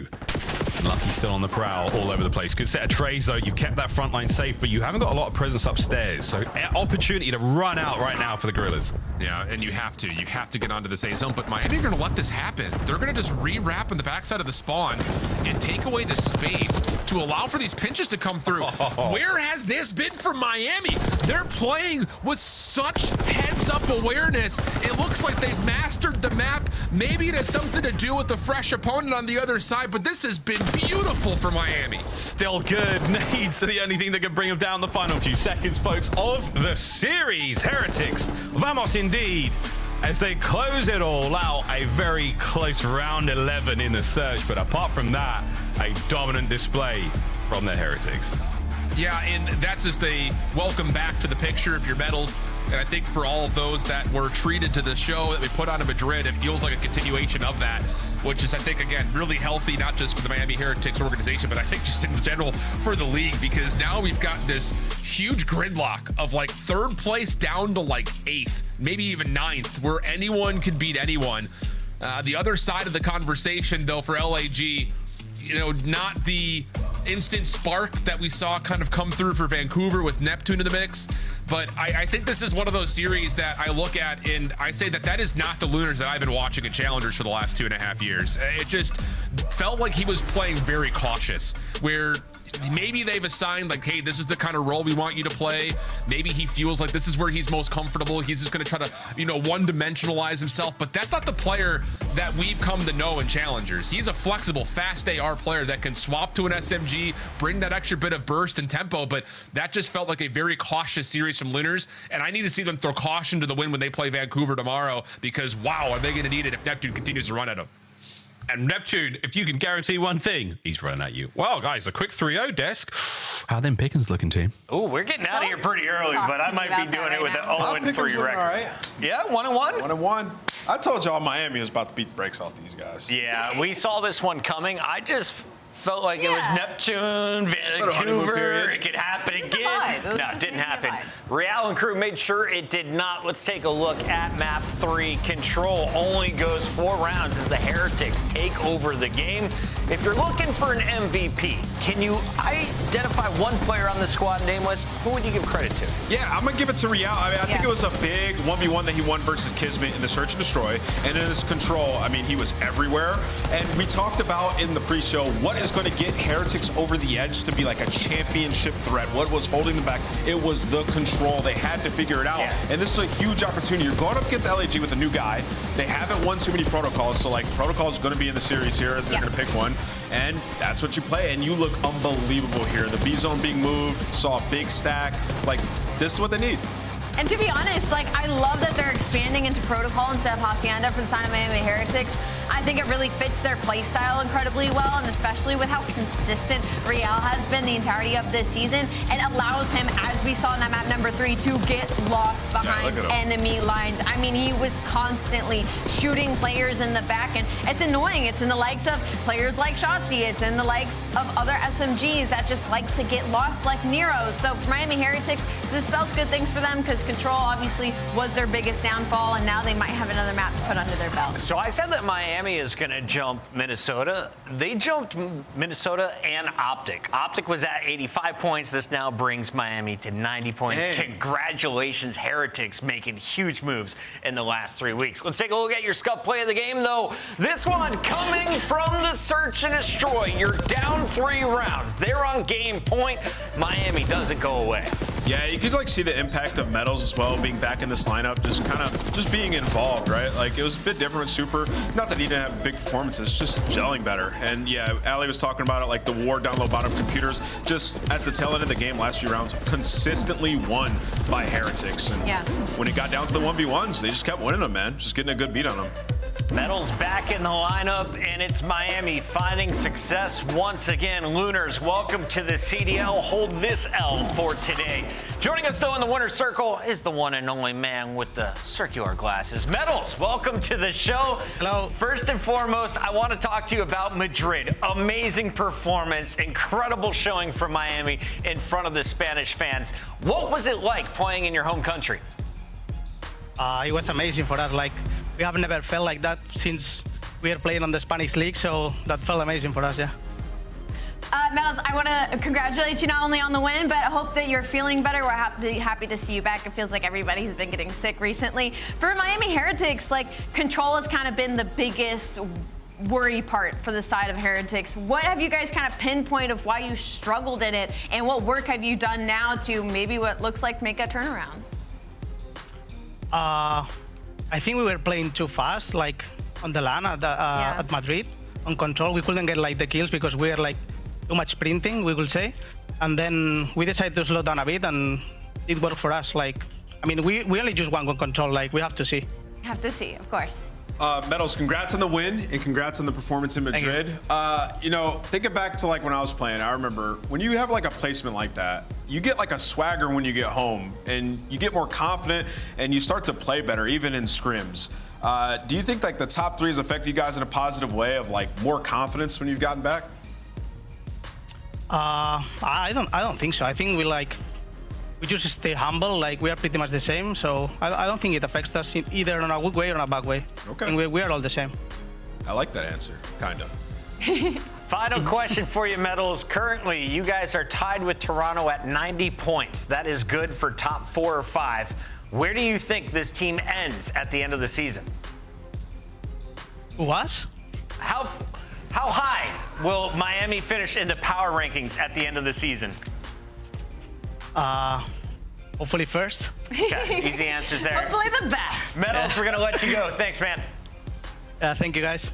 Gotta be confident, like that answer. Humble. Bad question. You gotta be delusional, though. That's what I was hoping for. You gotta be delusional confident. You know what I'm saying? Who's more delusional that they're gonna win this next match, Falcons or Cloud9? I'm serious. If you want to win multiple chips, I have to be. Number 10 versus number 12. When we come back, Vegas isn't gonna go 0-10. I say it's not happening against Attach and Cloud9. Look out for Doom.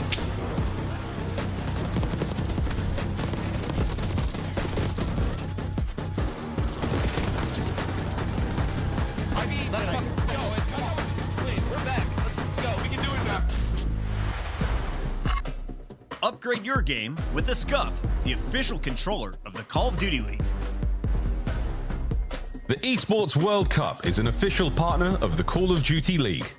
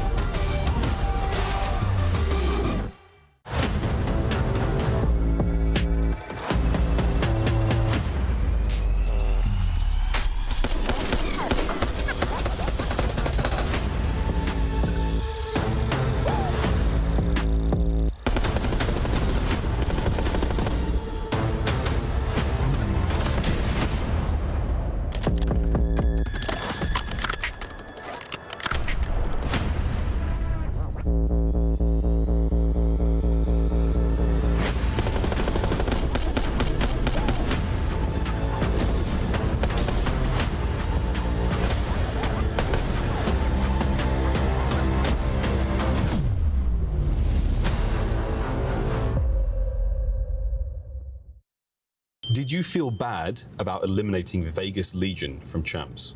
Yes and no, but yes. They're seeing them like, ugh. I don't know, actually. You are lying. I'm lying? You are lying. Them guys. Yeah. My bad, Clay. Keep that to God.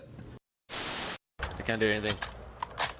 These two hills right here, these two hills, you can win on these. Oh, shit. Oh, there's one hallway, Oh! No way, this guy. Damn.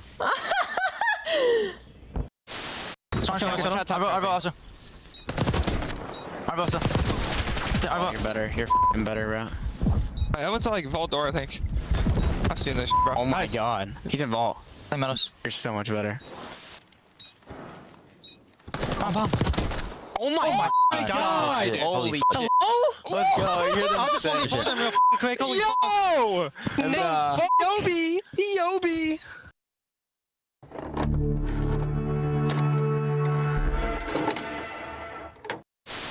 Standy will get free info here onto Assault.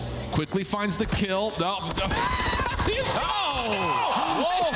going for the assassination. Didn't hold the button down long enough. And Assault says not so fast. The 2025 Vegas Falcons team pack is available now. Each pack includes home and away operators, as well as this spray to let them know who was here. It was a Falcon. Next time you boot up, suit up at the in-game shop.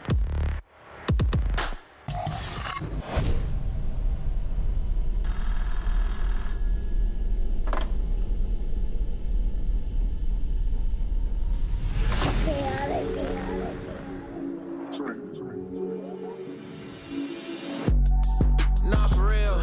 They be talking tough, but they won't get up in that field. ARPs and 223s get hit up in your grill. Iron on me like I'm Tony, like an orange eye pill. Come and get your shorty, cause she tryna cop a feel. She know look chaotic, keep it hot before the deal. And you steady talking out your neck, it's never real. So I say nah for real. So I say nah for real. Nah for real. Yeah.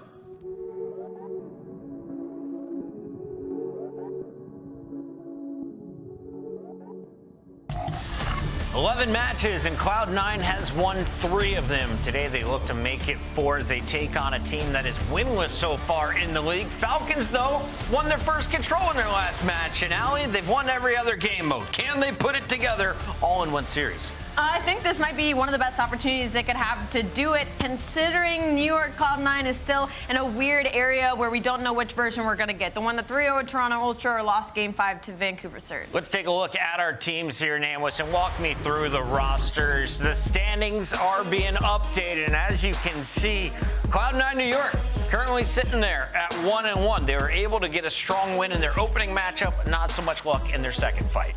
Yeah, you know, for C9, like, still trying to figure themselves out. You know, it's a team I look at, and, like, their map pool is abysmal in Search, Destroy, and Hardpoint. Like, Red Card, Vault, Protocol can't really play in Search, and in Hardpoint, Protocol, Red Card, and Vault can't play in Hardpoint, right? So they have to expand there.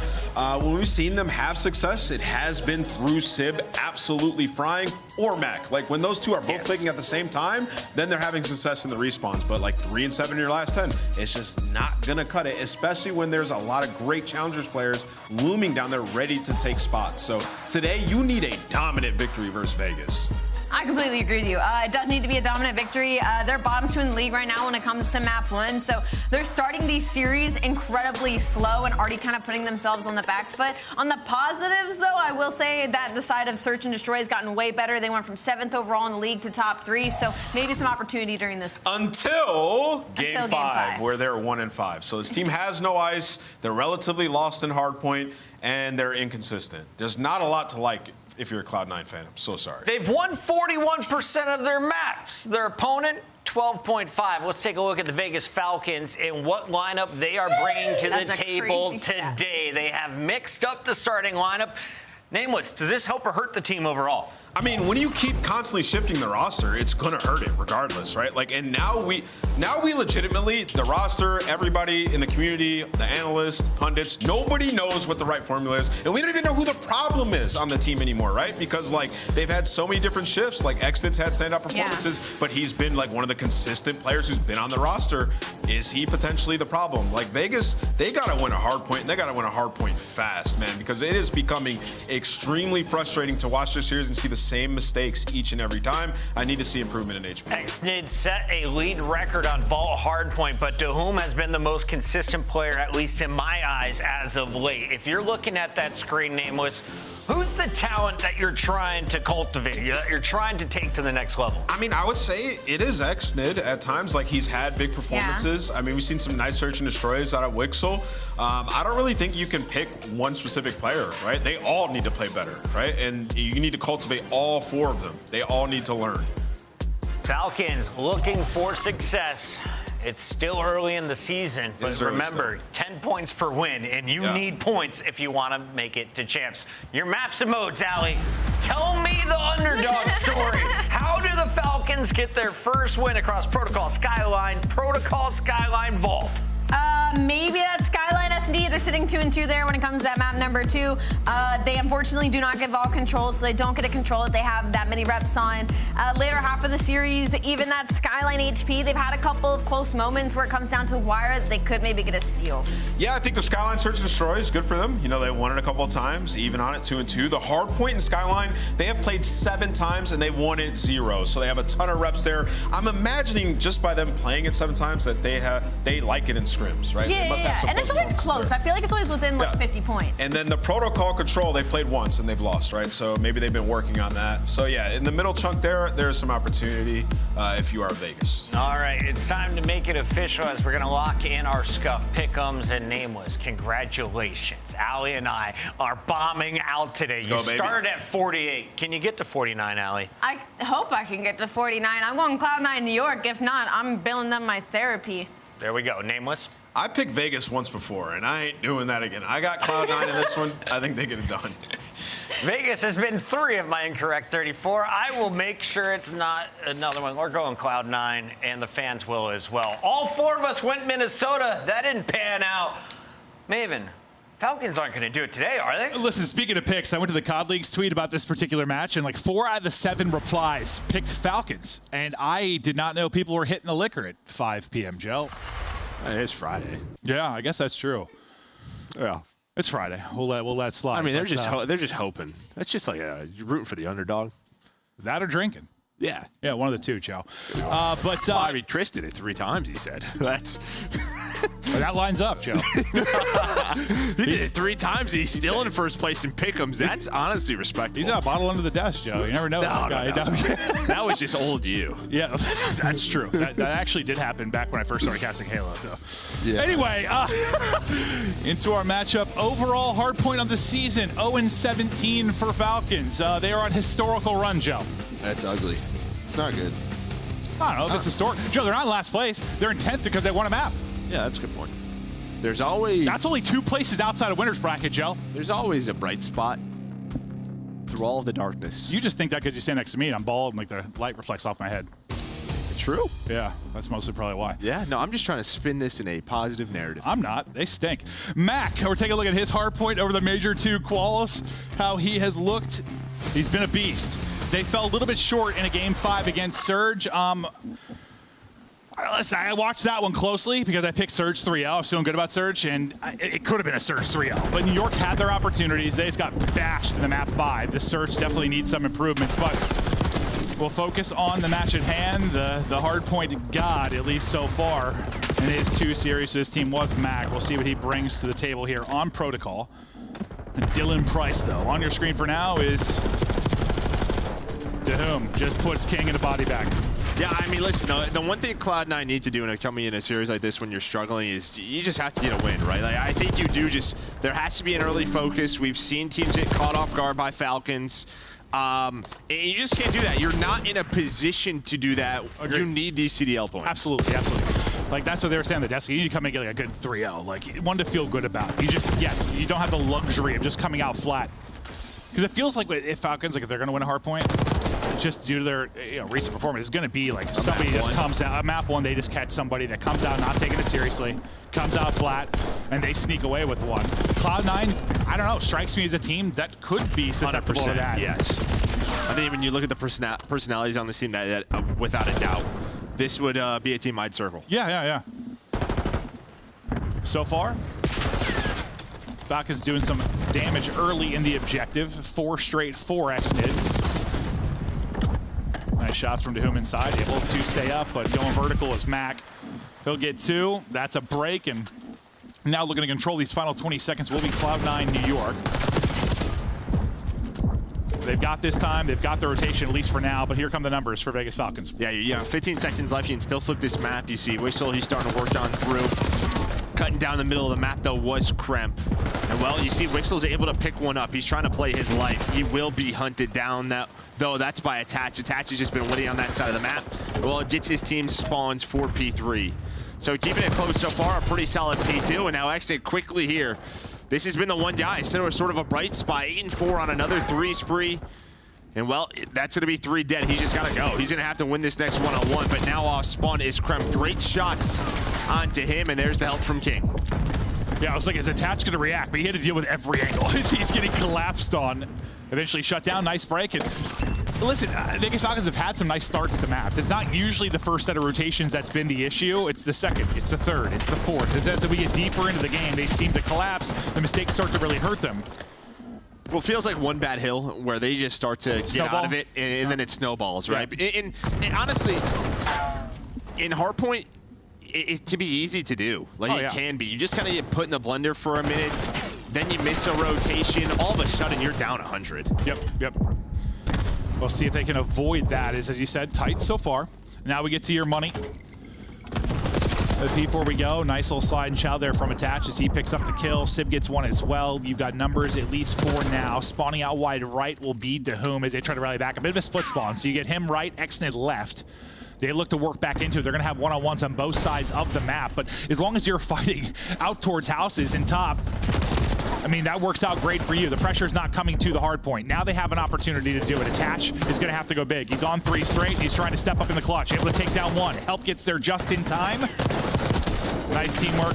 Nice sequence. Sib is a filthy, dirty, nasty man. Oh my God, the backslide right onto Xnid hits the shots. And that was a break opportunity. Listen, I think if you're Falcons and you want to keep it simple, you're going to play a map like Protocol. Like, P4 has to be almost like #1 objective. As insane as that sounds, you cannot lose that rotation. They do. You get 1 break opportunity, and then you have the 2-on-3, and you throw it. And now, again, all of a sudden, you're down 60. It's great. It's like Omni movement just seems so natural to me now. Like, it's not like that crazy to me anymore at this point. And there's not been that many like standout plays that like separate it from like old cost, but the backslide, bro, the backslide is vicious. Like I feel like that's where we've had most of the nutty plays. And you saw another clean one there from Sib, but now, well, you also can't get smacked on P4 and then let it snowball into getting smacked in the beginning of the second rotation at P1. This has been a stretch. Well, this is what I just talked about. Yeah, it's sort of 1 hill for 60 seconds, and then you're just kind of put into the blender where you're not finding kills, you're out of rhythm, you're out of position, and you're just trying to do a little bit too much. And I think that's what's happening right now is, yeah, now up to 140 is Cloud9 New York. Attach is watching over his teammate. He's on 5 in a row, and yeah, this is just when the game simplifies if you are Cloud9. Yeah, I kind of blacked out the very beginning of the P1, but was that basically a straight 120 there? Like pretty much. Yeah, like 30 or 40 here, but yeah, it's about 100 points. So they held it for like 15 to 20. Okay. I would say my brain just kind of put them both together perfectly for Cloud9. I was like, that's an insane stretch. No, I don't think you didn't get any time if you were Vegas, but yeah, there may have been like 10 seconds that's what I meant. contest. Got it. But yeah, it was like 65 to 55 going into that that P4. That's 2 minutes of kind of lights out hardpoint there from Cloud9. Trying to get some time now at the P2. Pretty solid job at the first set. Trying to replicate that here, but it's 2 fall and you pick up the player. Tucked away, that's all 4. Players spawning up and now trying to collapse, but the tidal wave that is Cloud9 New York seems to be pushing and holding. Cloud9 in good form, up 80, looking to keep it rolling. Let's go to listen in now with Cloud9. Okay. Tower me, in tower. He's still by P1. I'm AP P1. They're gonna be spawning tower. Spawning tower. You don't spawn tower. Spawn in the back. I'm having a shot. I spawned that fucking ammo. Run, G's are in the back. He's P1 on me. Wait, he went dirt. I need to spawn the back. They're dead. Get a shot. Make sure you block this one. Make sure you block. Yeah, I will. Top ammo. Top ammo on bike. Ammo on bike. Last two. They're gonna take. Listen, they're banging on my front. Yeah, I didn't. Driver shot one. There's right now. I'm all front door. Steps can walk in. Oh my shit. Toes. I'm one shot in front door. Top of me, one shot. I'm pushing top. Yes, that one. I'm left. One left. I'm saying P1 here. I'm all mid. Up. Zip in time. P1. Every sidewalk. One more zip. I'm in my tools. Actually, one P1. He thought or some shit. Yeah, he could be dirt. Grass back to zip maybe. You're not gonna zip. Zip on me dead. Nice. Missing one. One front door. Hit the right. That's front door. There's nothing sidewalk. Bigger dead. There's gonna be more new. He's laying down. There might be three. There's all three job. I'm gonna try to kill Ina. One's computer and one's most attack. Spawn back. Good. Yeah, pitch us. Pitch middle. Let's go big door. Come on. I'll go big door. You guys double. I will. I'm gonna go to drop. I'm already here. Okay. Double start. I'm gonna go drop. I stand bottom as well. I stand bottom here. I'm dropping. I stand. One shot. I need middle time. Hold on. Wait. Middle time. I take it out. E-box. Chomp, that's all you. 2v1. Nice, 4, good shit. Hold the shot. Yeah, I'm staying P2. I have the ammo pinch. I'm no showing metal stairs. They're all swing gammas. One big guy. Make it tower, drop. I've always smiled. Really weak on P2. Grass bigger. Bigger and dead. Every bigger. P2 and bigger. Both bigger. Bro, I think the craziest part about this, Joe, it's jumped a little bit. We're closer to like double digits, but at one point I looked up, they're out slaying them by like 5, and they were up 120. And that's just... Well, I mean, you had 65 points after the first 2 hills of the game, right? Or around there? Yeah. First 2 or 3 hills. Just kind of stalls out, and that's all Cloud9 New York. Wow. I mean, okay, so I said, at the beginning, I was like, what did I say? Like, I'm not really worried about the beginning of the game. Yeah. Once we get a little deeper into it, that's when I get worried. And yeah, no. Yeah, it spirals after the first P4. Yeah, yes. I don't know if spiral's strong enough a word. Spiral covered in like ice, and they're sliding down faster than normal. I don't know, Joe, but holy hell. Yeah. Tough one. Yeah, you can say that, Joe. It's been a bunch of tough ones, because that's now 0-18 in hardpoint. But yeah, no, even if the slaying margin ends up being like 10, what was it? 3... it was 11. It was 11, like still. 11 kills is not much of a gap in that to be a 150-point hardpoint. Again, I mean, it is the same thing over and over again. Some call that the definition of insanity, but yeah, it's just they get to this moment, they lose a hill, and they cannot get out of it. This can't recover? Cannot recover. They don't win rotations enough, and then it snowballs. Yeah. And then finally, when you do rotate to a P4, you get there when it's 290 or around there, they instantly get broken out of Money Hill, where you just can't get broken on your first attempt. No, that first one is brutal, and you saw some highlight plays. I mean, Sib had the nasty triple during the listen, and Crimp had one. I think at the end of the listen, Attach had a nasty one. Like, there were some individual moments and all, but this wasn't like a belt to ass just stomping in the slaying department type thing. Like, they were just outplayed. Yeah, so it was like 90 to 55, right around towards the end of P4, and just keeps going.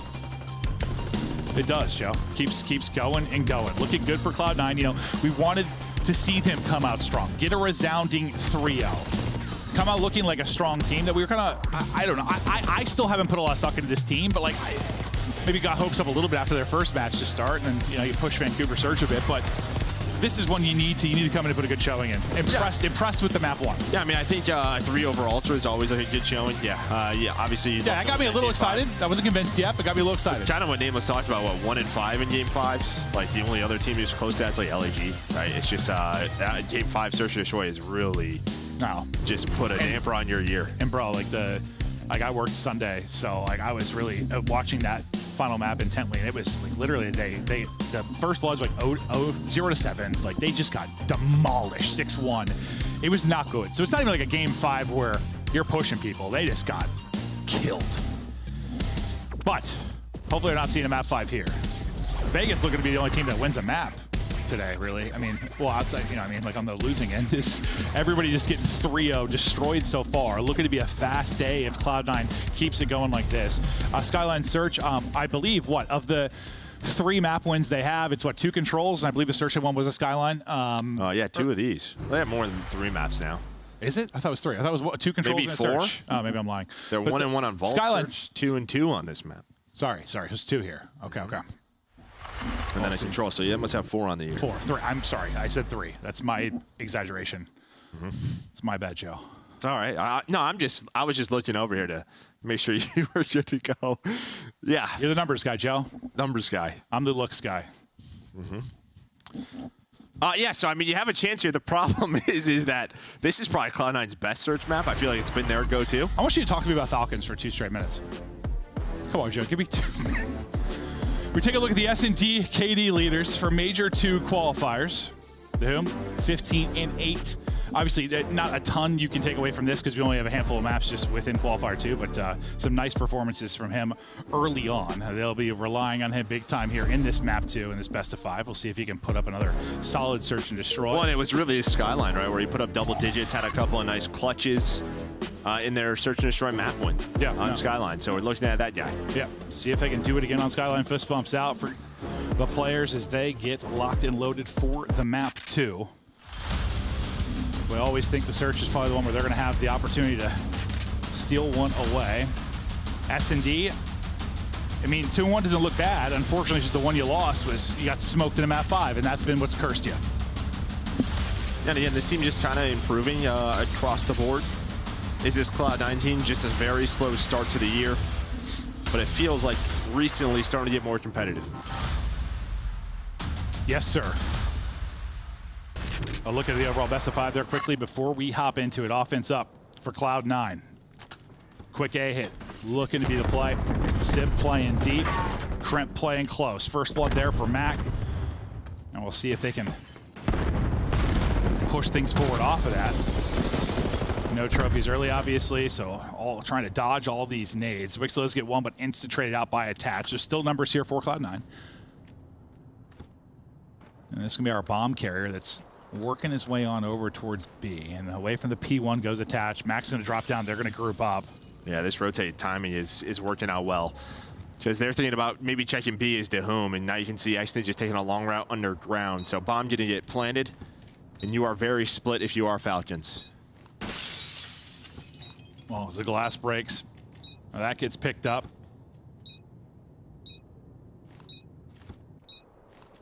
Taking their time, but eventually got to collapse here. It's going to be hard to get a pick at range just due to the weapon in hand.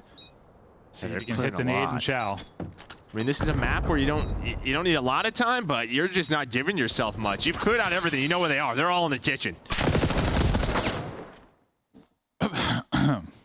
Yeah. Finally chow and just get insta-dropped. Felt like actually was playing prop hunt right there. No, honestly, I was like, at first I was like, I understand taking your time clearing some corners, but I mean, it's an A plant. Kind of know they're going to be grouped up in the kitchen for the most part. I mean, he cleared everything. Everything. I mean, he had time to clean the kitchen, Joe. But by the time they actually push, there's, what, 15 seconds to go. I mean, they would have had to smoke them off the bomb to get there in time. So nothing going there. Easy round so far for Cloud9. Nice one for Mac as he got the first blood, got the bomb plant in, and got one from the post plant as well. So leaving his mark on the round. Stun hit, so he's slowed down to Doom. Gonna be their takeover guy in search. Well, he gets the first blood, but an instant answer from Mac and Attach, and numbers again over to Cloud9. You have bomb to work with at least, but I think, yeah, Whistle just got spotted, and he's going to get dropped. Mac with another. He's up to 4-0. I mean, we've seen some beams from these guys on this map, but Mac hit some better shots right there with the Jackal. King now left in a 1 versus 3, has both weapons, able to find the first. Reads this, but there's just 3 of them left. Ooh. Kind of saw Crump's face there. I was like, what the heck? Yeah, no. A nice win on the second, but I thought they were, I was really saying they're giving him one-on-ones, but no, this one at least, they I was looking at the mini-map at the time. I didn't realize how free that was going to be for Mac. But it got interesting there for a moment. You got the first blood this time if you're Vegas, but, I mean, not much of one. It was literally insta-traded at Grapple, and they take numbers there as you get 2 for Cloud9. I mean, God, if you're Vegas Falcons, you just like to be able to play with numbers for a moment. You haven't had that at all. Mac now up to 5-0. The game just becomes so much harder, especially on something like Skyline, where you just don't ever have numbers. And then right back to this initial A setup. And well, another first blood gonna be for Trem, make it 2. So I mean, it's the right call. You're there if you are Vegas. They're just not finding the kill. It's a utility on point. There's no trophies for Vegas Falcons. Wixel gonna put some shots in, and well, Dahum's gonna catch him. So we're into a 2-on-2. Ooh, nice shots by Crimp at range, but 2v2. Wixel and Dahum gotta get active. You've just taken even more space if you are Sib, but they're able to sniff it out and drop them. All going to be on the Mac. Big chance here for Vegas Falcons. First time they've really had numbers. Right onto bomb they go. They spotted him and holding.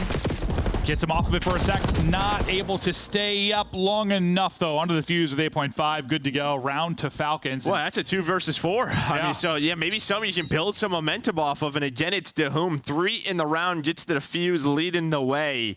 But, I mean, Sib just gets caught out there. I mean, I think maybe he's worried that they're on the bomb. He has to check it. Yeah, maybe it's like maybe Kremp didn't have to chow that fight. Like, just sort of shoulder it. Like, he got the first 2. I know, he's probably thinking ace at that point. Like, he's chasing one down, got some tags in. He could have won that fight, I guess, but it's an AR against him. Maybe he just didn't need to take that fight, especially since, well, it's easy to say with hindsight because they lost a teammate in that same moment. At the time, it a little bit different. Yeah, and I think, like, Sib is... You know, whatever the comms are between him and Mac, like maybe someone has to check the bomb, and then as soon as he sees the cross, he just gets caught. Well, you saw the stats coming into this one. Get back to it here. Just looking for a clean first blood if they are able to get one, or do they need one? Oh, okay, well, let's just set up Crimp for 2. I mean, that was a 2v4 last time. Not gonna be the case this time. Crimp is eating a triple for him, just dominating towards the A-bomb. Yeah, I mean, just gets behind him. Able to find the routes, find the free 2 kills again to start off the round. This time, though, they don't throw away a 2v4 because he stays alive, finds his 3rd on the king. Now, we've seen him be so good in that part of the map. In search and destroy, or even a hard point sometimes. Like, I don't know what it is. It's just, I'm sure the chaos. I'm sure as a player, you just have spots in the map that you're just like, I don't know. You're just like, I'm going to dominate here. Yeah, you kind of understand it. Yeah. Just things seem to work out there. Very familiar with a lot of the gunfights. Where you need to be, what kind of helps. I swear his stats just upgrade when he gets there. I swear to God. Let's put him right back there. Yeah, no, 100%. Like, until they slow this down, how about we just throw Crimp at him? But now he'll get into Jim and just chill for a second. Attach with the route, attach with 2 freebies. I mean, name a better duo than Vegas Falcons having 2 players get shot in the back over the last 3 rounds. Well, I was about to say, maybe them throwing away 2 versus 4s. That almost set up perfectly. Could still happen. Yeah, it could. It could. Dahum firing some warning shots. 20 seconds to go, just trying to catch one and then send it, not able to get the pick. Now just having to hold forward. Hit some shots, not able to actually make a play on the bomb. I mean, if it's not been Crimp with your 2 entries, this time it's attached. I mean, that's literally 3 straight rounds where 2 players are getting shot in the back. And like, I'm not an S&D scientist, but that probably shouldn't happen every round. Even I mean, Skyline can be crazy, I know. But yeah, like, you're switching it up if you're New York, showing different looks, right? Sometimes they're playing from kitchen. This time, what they do is they send attach, just kind of lurk. And what Vegas is trying to do is retake from bridge, from catwalk. They both have nades in hand. They're trying to drop down and retake. But I guess my point is, like, is Cloud9 the best at just finding holes, or are there just too many holes currently in the setups? I'm not sure. Yeah, it's like, it's one thing if it happens like once, but I thought for a second that was a Cloud9 POV. No, this time 2 players. This time it's Vegas Falcons. They found the hole. The hole finders. X-Men. He was goosed until that point. Able to get 2, and there they close it out. A dominant round. This time winning the fight at kitchen. The only expert hole filler I know is Shotzi on Vault. That's true. That is his hole. He'll fill it up all map long. There's no room for anyone else when he's got it filled, Joe. I almost got you there. I heard that little chuckle. It was close. Almost. Vegas Falcons, though. Still pushing it, staying alive here, trying to extend it, but still work to do. Down 2 rounds. Cloud9's just like, let's keep going, A. Yeah. Seems to be working, but okay, so a little bit different from Kremp. Instead of just, I'm going to bash you in the face, he's going to look for a timing through underground. And you said it, kind of keeping him guessing, finding different. Yeah, like this is just A plays, but they are different looks, different timings if you are Cloud9. This time, no, Xnid, there's an opening, right? Because you are playing underground if you are Kremp. Nobody really watching the flank. So you're setting Kremp up. Hopefully it pays off. He's going to find the first. Well, why not? Give him 2 again. Yeah, when he's finding them, it's in multis. It's been 2, 2, and 3. Like, in those sequences, never a single kill for this man. Have a 3v2, spots another. Good little bit of finesse. Wants to take the fight, and well, he's gonna at least get the info. He drops down, sets up attached then for the kill. They'll get bomb back over to B, and now looks to get the plant all gonna be on Xnid to try and make the play. Vision onto 1. Oh yeah, spotted though. I think Attach sees him. Yeah, Attach sees him. Trem gives him the call out. Nice setup there from Cloud9. And that's what, another triple for Kremp. As he's up to 8 and 4, and yeah, all his kills have come in, what, like 4 rounds? When he's really getting it going, he's taking over outside of, I mean, he's really decided the round for them outside of the 1 4v2 they threw. He's called game, or well, called round. Well, yesterday you say he decided that one too, because he died. Oh, yeah. True. That's a good point. That's a good point, Joe. Oh my. 5-2 now.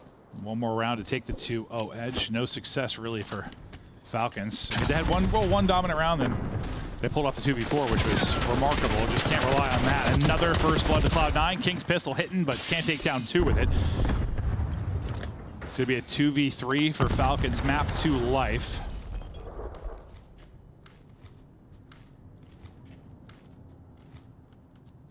As Wixel taking his time over catwalk, clearing as he goes. What's Sib working underground? And honestly, kind of back to back towards A. This route is so good, honestly, from Sib, because now he can check the B bomb. So he's just a solo player here, and he's just trying to take fights, but the slide doesn't go his way, and Wixel's gonna win the close range engagement. I mean, he's taking that fight 10 out of 10 times. Yeah, he just doesn't really care right now. Yeah, no, just doesn't lose it, or doesn't win it. Probably should have won it. So 2-2 versus 2.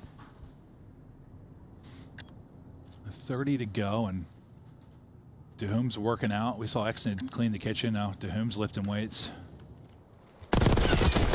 Patience catch him. Yeah, it certainly does. It certainly does. The patience pays off. 3rd round of the Vegas Falcons. So what? 2 of the rounds they won were a 2v3 and a 2v4. They've rarely had numbers. Well, really just in 1 round they had it.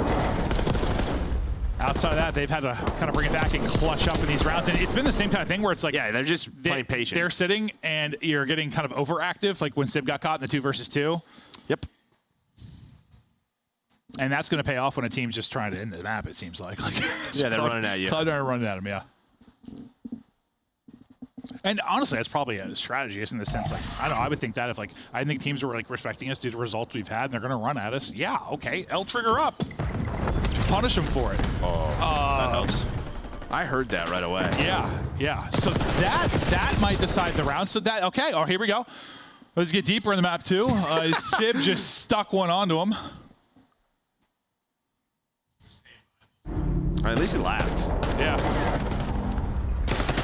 But yeah, you never really want to stick one onto your teammates. No, it's just too sticky there. We'll see it one more time.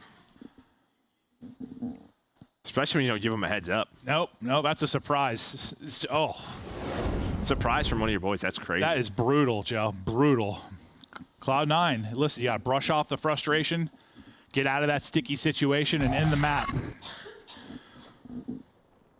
But Vegas Falcons, it's either been the hard way or the easy way. Like, you got gifted that one. Another first blood, though, for Cloud9. RC in play as well. Seems like my bad, guys.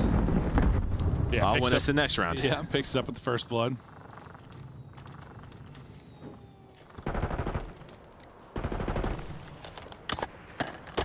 Just slow playing it right now is Falcons. They can double chow here, catwalk behind a nade. You see a view of the RC down today. Wixel will catch one, so. They did to be careful on this map, right? It's not a very big map, so the player in the RC can get caught. That's Matt. Yeah, he's going to blow it up, and all right, they have to play a 3-on-3. Well, you've clutched up in what, a 2v3, a 2v4. Now why not a 3v4? See if they can do it. Kind of waiting on Kremp here. You see number 5 lurking up. Extid though to fight 2 players and almost finds both of them. Almost another situation this where might set this up though. This might be done due to this flank. Oh, shooting 2 in the back. That's what Kremp does. How he gets the second might be a nade, but Cloud9 seal it. They had some great plays, some great looks, some sloppy moments as well, but for the most part, they were in control, just outside of what? Throwing away a couple rounds they should have won. And then Sib literally throwing the round away as he stuck his boy. But Cloud9 get the win. They're up 2-0. Falcons' best chance to maybe take a map there into search and destroy, now a distant memory. As Cloud9 look to close it out in the control. In the first blood department, it was actually pretty close. I thought like 6-4, I believe it was. So Vegas Falcons had some opportunity. A lot of those were like the ones that were kind of instantly traded out. Like you didn't have numbers advantage very clean. But a nice map from Kremp, nice start from Mac. Mac started out with like 5-0 or something at the beginning of that, and Kremp was just the multi-kill demon. Yeah, I mean, he said A-bomb, that's my bomb site. 100%, just absolutely dominant there. At moments, like I kind of liked the patience. I mean, you had like too much patience at times, especially when you had to try and retake. I think if you were Vegas Falcons, where I just want to yell like go, like you literally have to go, or you cannot win the round. And then somewhere, yeah, they really caught players because they were getting a little overactive. You were all triggered up and you're able to take it. But Cloud9 in control. Our desk looking spicy. It's going to be a fast day. We're looking like another 3-0 is a brewing. The Falcons get basically 100-point clubbed into hard point, and that's where I want to start our show, Allie. Can you walk me through some of these highlights? Was it Falcons struggling, or is it Cloud9 really shooting well today? I mean, it has to be a little bit of both in all capacities, but from the side of Cloud9 New York, like, they just had map control throughout the entirety of this. I did not feel like Vegas Falcons ever had a foothold throughout the entirety of this. There was a moment about computers around the second set of rotations where I thought maybe Vegas Falcons was going to try and battle themselves back into the game, but I mean, as you see on your screen, it is literally Sid that comes in and bops 3 of them with an SMG. So for the side of Cloud9 New York, I mean, just a clean hard point overall. Yeah, there was an opportunity on the P2. I think we're seeing it right here, where like they were rallying back a little bit. They got a lot of time, but the problem with like the way Falcons thesis on hardpoint is like, as soon as they lose like 2 players, they're just broken immediately. Like the guys in the back will be like hard blocking, and I see like where they're going with it. Like, okay, we have to block, we have to hold this setup. Like, no, you need to apply pressure after you get the kills, right, to make the game easier for yourselves. They haven't been able to do that in all their series, to grasp that concept of like cycling positions off the mini-map. I don't know when it's gonna come, but yeah, on the side of New York, like that's good. That's a map they haven't been able to win too often. Protocol hardpoint, maybe adding that to your map pool. And we get to this search and destroy, which is basically bully ball the entire time. Let's take a look at Search. Sib giving them a chance late in the game, but this was really Cloud9 on game point for a minute. Walk me through the Search game, though, from Cloud9. What is the, I guess, look from this team? Who do they compare to in the game?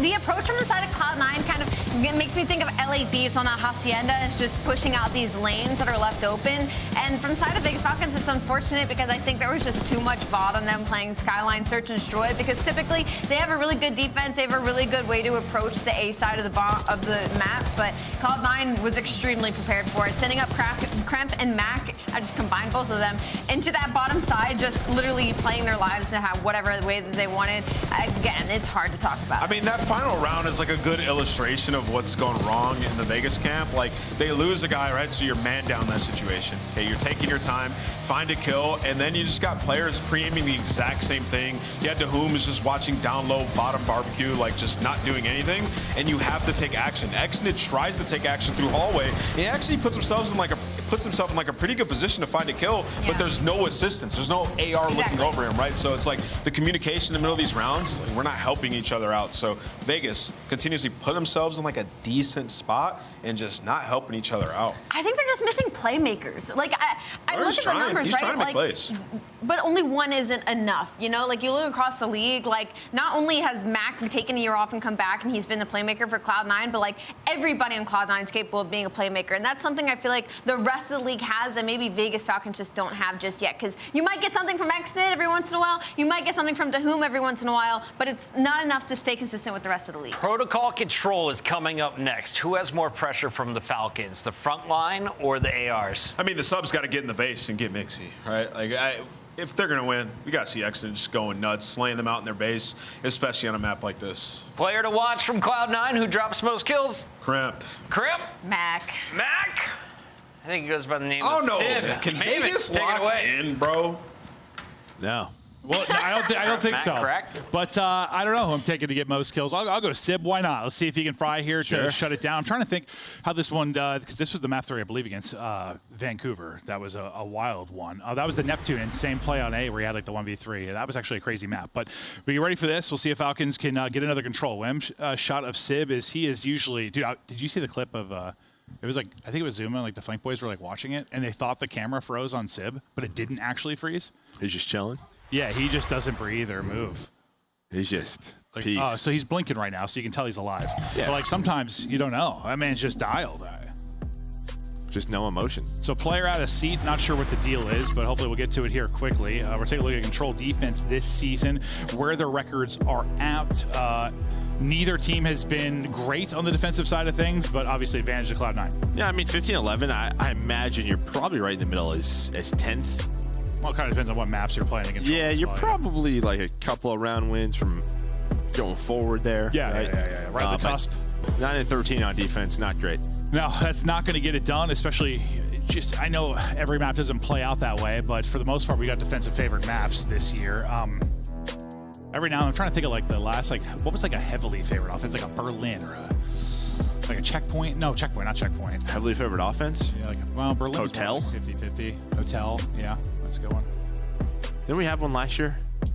Dude, I'm trying to think. You guys should see some of the talks that Joe and I have. Like when we'll go on walks or just driving back from work. Holding hands. Just hold hands. And we'll just like, one of us will say something about like a COD stat or like a moment, and then it'll bring up this just spiral where we talk about like 40 different things in the history of COD, and then we're like, that was a good talk. It just helps us remember things. We've been casting a long time. There's it lot of blurs, these giant domes. It blurs. There's too much in this dome. My head's growing, man.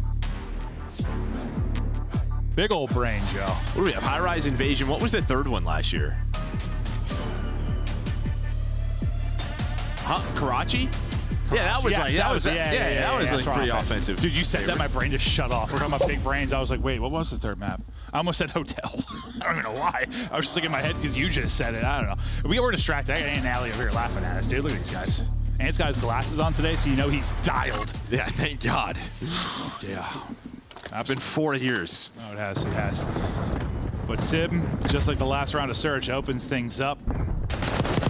Crimp. Nice close range fight there for him as they'll try to get a foothold here in the opening moments of the offensive round. Just hip fire, cheese, smokes, fries, dominates there as he survives it with 2 HP. Looked like I'd see something from like Tom Cruise, you know, in like Mission Impossible. Absolutely. What can Tom Cruise do? Dude, what'd be the scariest COD team to play by 4 Tom Cruises? 4 Tom Cruises? You think the Falcons, they got the budget to get 4 Tom Cruises? I don't know. They might. I'd play with, that team would be nuts, man. Sib, 4-0 start out of him. That streak will come to an end, but the progress is happening over at A. They line up for attach, and I thought that would have been disgusting if he peeled him off the box, but you get the comms over to your teammate who eventually cleans it up. That prone nearly catches him. Can't get back to full health and reposition, but you got your extra minute now, so 2 minutes to go. An early 7 life advantage. You got everything you want and more, and Sib is shooting. Yeah, that would summarize this round, I would say. Yeah, they call me the summary man. That's what you do is play-by-play sometimes. You just say what's already happened or like what's happening. Oh, yeah. Basically play. I just have to like fill like time, bro. So I'm just sitting here quiet. So I just say stuff. Miles and I talk about sometimes, like you guys, you color commentators don't understand the stress of being play-by-play sometimes because I just gotta fill time and I just talk until I black out. Well, sure. We just have to look at all of the things. That's true. That's true. You know, listen. There's difficulties in both. Nice little retake here from Vegas Falcons. 2 ticks in for New York, but they're cleared off for now, so you have to retake this. The good thing for them is they've got about an hour and a half still to work with. Lots of time to go. They don't even have to worry about the objective too much if they don't want to. They can just kind of focus up on the slang, but Vegas Falcons doing their best to bring this back closer to even, but that 7 life advantage still going to stand with another 30 seconds off of the clock. And after that wave of kills, Cloud9 New York going to start to push back on over towards progress here at B. Look to get that second tick, not able to do it. Kremp though there, because he has the trade, he can't get away. You kind of got 1 for 1 if you're Vegas. 1 for 1 just not good enough. It's not, you just can't, exactly. You can't go 1 for 1. You need like a 4-man sweep. Dude, Sib is shooting. Well, that was your pick, right? This was your guy. Yeah, I feel pretty good about it after seeing a couple of his like gunfights. He is just centering on foreheads. It's like all the players on the map have my head. He's just locking, bro, these giant domes. Beautiful like shot. Big head mode? Like what game was that? Like, you played big head mode? Is that GoldenEye? Yeah, I think so. Big head mode? Was it GoldenEye? I think so. I just remember if you played Odd Job, you were a rat. That's what I remember. Sib looking to continue this tour de force, but it's attached that gets 2, ends the round. And I mean, it wasn't like anything all that flashy for the most part. You just took a big advantage early. Getting A was efficient as it could be for the most part. And you just efficiently traded well enough that they never could bring it back in the lives department. That was another great summary. Yeah, the summary, man, Joe. It's like I'm Cliff Notes, basically. Right. Yeah. That's what I used to use, but now I guess people just have AI. That's yeah, crazy. See, when you break down the game, you like add something to it. I break down the game, I say what happened. It's a difference. But that's not my job, though. My job's not really to add something to it. You're the former pro, you know? I love when people call me the color commentator, like just because I'm a goof and I get loud, but that's not how it works. You're the color commentator. You're the former pro. Yeah, I color it in. Yeah. And round 2. Vegas Falcons' turn to get something on offense. They need to get out to a better start just from an efficiency standpoint. Yeah, I'm hoping to see a little more maybe from King, right? He was kind of the guy when they brought in. Okay. He was supposed to help out Exton in this SMG role. And I mean, actually, yeah, you should see just the talent every now and then. She starts to hit great shots right there. The problem is all his teammates died. Yeah, I mean, he's put on enough talent. He's been the one, like, mainstay, right? Like, he's just had those moments where... That was a player. Turn to your right. He's kept his spot. Can't hear me. He cannot hear you, Joe. Needs Ant's glasses. Doesn't spot him. Sometimes you can't see players on these maps. Oh, you're not wrong. You're not wrong. Nice little pre-fire, then snap with a pistol there from Dahum. He's on 4 straight. You've done much better in the lives department. Even after that stretch, though, like, you're still down 3, and that hole is growing. And you don't have a lot of time. Nah, you're right. 35 seconds to go. And you haven't really sniffed an objective. You really transitioned hole is growing to sniffing, huh? Yeah. What do you think? What do you think it smells like? Like, I don't know, cobblestone? No, it probably smells good. Oh, you're talking about the map. Oh yeah, because I was saying they weren't sniffing the objectives. Like, oh, why'd you think of Sib? I don't know. I was just speaking out loud, honestly. You were thinking about Sib and what he smells like, clearly. 7.4 seconds. It's paused. The push down from Vegas Falcons, still down 4 lives, but there's a glimmer, there's a hope, there's a prayer. There's not, unless Exton is fast. He is fast. With 0.9 seconds, he is able to get on it. He is dropped, and the round will end at 2-0 Cloud9, a round away. Probably smells like fresh moss on that map. You think so? Yeah, I mean, that's, it's, yeah. I was thinking, like, for some reason, I was going back to, like, CS. I was thinking, like, the map Cobblestone. I was thinking, like, the smell of cobblestone. I don't know why. Yeah, but it's raining here. Fresh rain. Okay. All right. Everybody likes to hear you step outside on a rainy day and it just smells good. I don't know. Joe, we're a bunch of gamers. We don't go outside. No, you know what I'm talking about. You can open up the window. Yeah. Spring day. That's true. The wind's blowing. That's true. Mac, what are we doing, bro? Ready to close it out. Guys are dialed. Locked. Looking for the 3-0-3-0. Great job on offense. I had Sib as my kill leader, but Krim started getting takeover mode. He's at 17. No opener for Sib this time around. Really efficient throughout the opening offense was Cloud9, looking to get back to work. If they can get that early life advantage. Trying to take the fight over towards B to start this round off. Krempe is hunting, but takes a couple of pistol shots. Sub chows, and he will die. Well, it's good they stopped that, and you can already tell what that does. I mean, already 30 seconds off the clock. You don't have Krem flanking your base. You have some great map control here. You see number 3 and King was pushed up, but Sim wins that first gunfight. Yeah, I feel like one of those rounds where I feel like there's always a moment where the defense has an opportunity to kind of like pin them in spawn or a chance to. They just didn't really have any chances, did they? No. That first, like, no opportunities really to waste time that way. But due to the efficiency that if they got A, try to stack it up now, but yeah, much better in the lives from Vegas Falcons so far, at least in the early going. They were already in like a 5 or 6 hole by this point. Krem's hipfire, able to hit and finish it. Nice little pistol shots there from Attach, who's on 5 straight as he's now pushed it up to 15. Looking to finish off A, second bit about to be done. Attach still lurking in your base and spawning everybody out towards B, so that just makes it so easy to finish A. I mean, you're just popping and spawning a mile away from the objective. It reminds me of Hardpoint. I mean, once they lose even like 50-50 map control, it's just they cannot get out of it. I mean, that's what happened. I mean, there was 30 seconds left. You finally get some pressure pushed up, and it just feels like they kind of run all over the map staggered. No, that has absolutely been the case. Probably some frustrations in the comms, I imagine, as you're struggling right now. Shots a little bit windy from Sid there as Vegas player pops up and Wixel and drops him. They're starting to push the lives again. You got a minute left. You're up 4. You're still in a pretty good spot if you are Cloud9, and you're stopping the clock here for now, looking to progress this, see if you can at least get the first tick done. Xnit going to give the push numbers here at least for a moment, but that disappears almost instantly. Sib, the last man here, not going to touch the objective, doesn't want to give up position, not going to matter as to whom peels his head off, and you bring it back even and alive. So best chance now for Falcons to get around victory.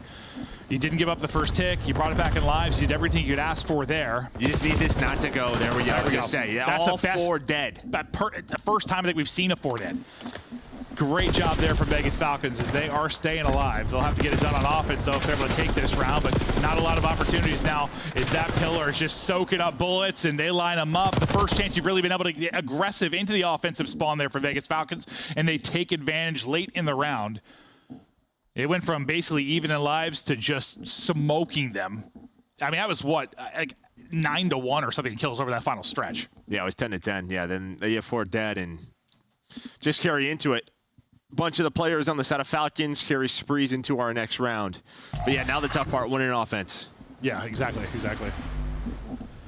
saw the defensive stats coming into this. It hasn't been great for them. They're last in the league, but they put up plenty of defensive round victories. It's just the offense. Imagine a lot of woes from that side of it. I swear Sib has been like the first blood or first death every control round. He's able to get 2 this time around. This is problematic because you might get pinned in early if you are Vegas Falcons. This sequence is important for them. You can't lose 30, 40 seconds in this stretch. You still have 2 players that are a threat. They do a good job clearing ammo though, right? They get that 1 player out of top. Kremto's still here. But you don't lose ammo control. You keep some players up, and now you got to start your next push from that position. Now they're starting to go. Yeah, starting to go with 40 seconds remaining, though. That was great from Cloud9.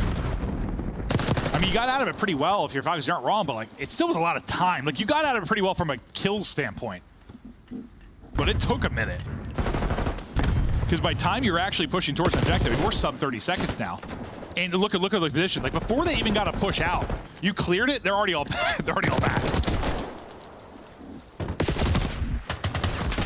Now realizing they got to get on 1. They're able to stop the clock with 16.1. That doesn't last long at all. Player dropped. 3 coming off spawn. Just L triggered his king, and he gets smoked by Sib. Under 10 to go. Someone's got to get on it.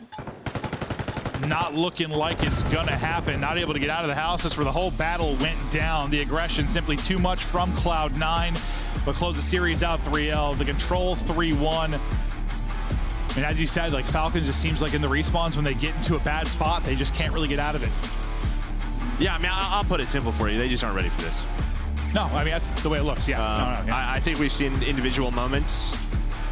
I think they could probably compete with some of the best in challengers, but they're just not ready for this. No, they're not. And it's tough because, you know, I was thinking if you took like any of these 4 players and put them with like another team of like 3, and they could learn with that team, like that might be an okay team. Yeah, as a unit, there's just so much to learn. But like, but all 4 of them, and with alternating the roster very often. It's near impossible, and you're seeing how hard it can be. I think some people take for granted how hard to win in this league it is. Like, dude, Chino's post was killing me. I don't know if you saw it recently, but it was like the player I encouraged was talking about like how he's almost done with his like grind to be in the league, and he's only been competing for like 4 months or whatever it is. And like people were replying to Chino, like Chino was some bum. I'm like, Chino won a bunch of events, won back-to-back majors. Like, he did. It is so hard to win. People don't realize how many players haven't won. It's not only hard to win a major, it's hard to just battle consistently against people. We've seen some really good players get smoked. It's tough. I think people don't realize how hard it is, but that'll do it. It's at 03 day. Desk high. Hi. Cloud9 dropped to Vancouver last week. Now they're just 5 points behind them on the overall standings. So good news if you're a fan of New York, but this was your freebie. This was your expected win. This is a team that entered 0-9, and now the Falcons officially have been 3-0'd 60% of their matches. It's very tough, man. They got to improve, and they got to improve fast. I just hope that they commit to this roster and don't try to make like one person change, because it won't fix anything. It'll just make it worse. Let's take a look at our Falcons and, of course, the Cloud9 boys from Map 3. Control.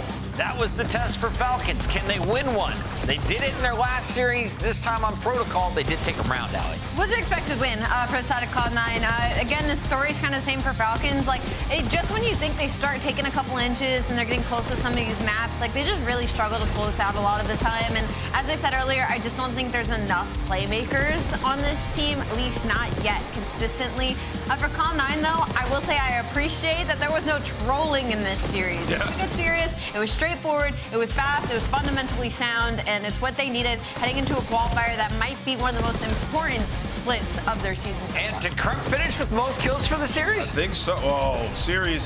Series was looking good. I was like, this is my guy. I picked the right guy here. I was feeling good about it, man. Kremp was moving. But yeah, for C9, I mean, I've been really hard on this roster just because of how disappointing they were throughout stage 1. So far in stage 2, like they're off to a pretty good foot. Only a game 5 loss to Vancouver. Just got to see it consistently going forward. Let's take a look at our scuff play of the game for Cloud9. They earn another one. They're second here in Major 2. It's Kremp second, and he is sharing this one with Mac.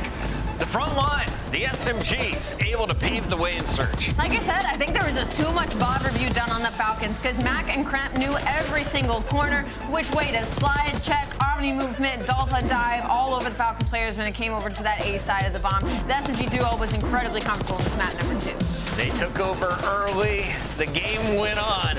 But at the end, it's Cloud9 finishing 6-4. They go on to win the series 3-0, and they are now just 5 points back of Vancouver Surge. Joining us live to talk about it, we've got Sib in the winner's circle. Sib, we haven't had a chance to chat with you a whole lot this season. You guys were off to a slow start.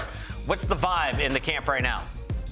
Vibe's great. We're putting a lot of work in. We've been improving in respawn, and that's the main thing that we've been lacking this whole year. So I think we're on the upward trajectory, and I think that's very important. I think the biggest question for me is kind of the identity of Cloud9 and kind of what you would say your play style is compared to the rest of the league right now, because it doesn't feel like you kind of have an identity just yet. Yeah, I think I take blame for that, for majority of that, because I couldn't shoot straight for first, I don't know, what was it, first month? But you're shooting straight now? Is that what you're saying? Yeah, that's all that matters, yeah. Better late than never, but... Was it a setting issue? Was it you just getting familiar with the Black Ops title? What was it? I would say some of it was sensitivity, but I think most of it was just being comfortable and having a role in the actual system, and each player knows what their job is in the game, out of the game, and I think that's very important. I think before it was kind of like blurred. Everyone was just kind of doing their own thing, and that's never going to work. You guys have to be on the same page and have the same common goal. So I think once we started doing that, everything's been a lot better. So I want to ask you, last year with you and Skies, like towards the end of the year, you guys found your flow. Like you kind of became more of like the Slayer, playing for kills more, maybe not trying to do as much of the fundamentals, and you guys just had so much more success. What's that dynamic been like with Attach? Because when I was looking at it before, like the AR duo, to me, it wasn't working, but recently it's been better. Yeah, it's the same thing. It's the same thing. I mean, well, Bueno, getting in the hill is not really his his bag, you know. But once you started getting in the hill, it made more of a, for example, like Optic. I think Optic has a perfect system of playing efficient, at least last year in hardpoint, and Dash would get a lot of hill time, and I think that's very important for the man-of-yards, and the way that flows in the game is very impactful. So yeah, I mean, Attachers are getting time now, and that's, you know, before he wasn't. So he's starting to get in the hill. Now I can roam and do my thing, which is very important, and we complement each other way better now than before. Because before, I agree, we were not. It was pretty bad, but you know, we're going up now, so that's all that matters. Sib, final question for you. Who is the biggest Sib fan on the planet? Biggest Sib fan? Probably my mom, to be honest. I think that's important. If I can't see my mom, I feel like something's wrong here. You know what I mean? I mean, gotta be my mom. Shout out Mama Sib. Congrats on the win. We'll let you call her after this match. Yes, sir. I appreciate it. You guys have a good one. Cheers. That's Sib getting the job done. Cloud9 making it a perfect 3-0 day. 3 3-0s. And let's go to the first one. Carolina handling business. What are we doing here, guys? Minnesota, you're supposed to be growers. You're supposed to be the grinders. What are these teams doing Monday through Thursday? Like, get ready. Like, you can have some type of idea what maps you're gonna get. Like, oh man, we gotta get some more game 5s. I missed stage 1. You called out something, Ant. You said Minnesota might not be a 3 p.m. team. I was kind of joking, but yeah, I mean, I just saw how well they played in the last slot versus Optic. But yeah, Minnesota, the reason I said that is because it did not look like the Minnesota I've seen in the last, like, 6 series probably. Yeah. At all. Completely different team today. Obviously, like, the round 11 gets away from them a little bit, but yeah, usually they're finding their timings, they're getting through, and they're making plays. Carolina just way too clean. I'd say I'd kind of tip my hat to Carolina of kind of like not allowing that momentum to happen. They tried, and that map number 3, I thought we might have been going 4, and then we would have been in for the long haul.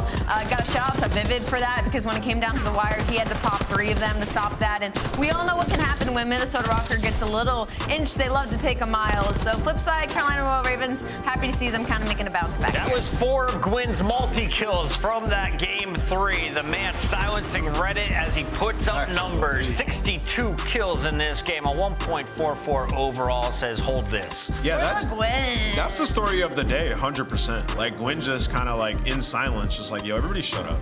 Yeah, I'm still nice. Real nice. 1.65 wins that control over for Miami. Well, we thought LAG might have a new spark. Lunars coming in, but Metals making the return to the Heretics was the difference maker.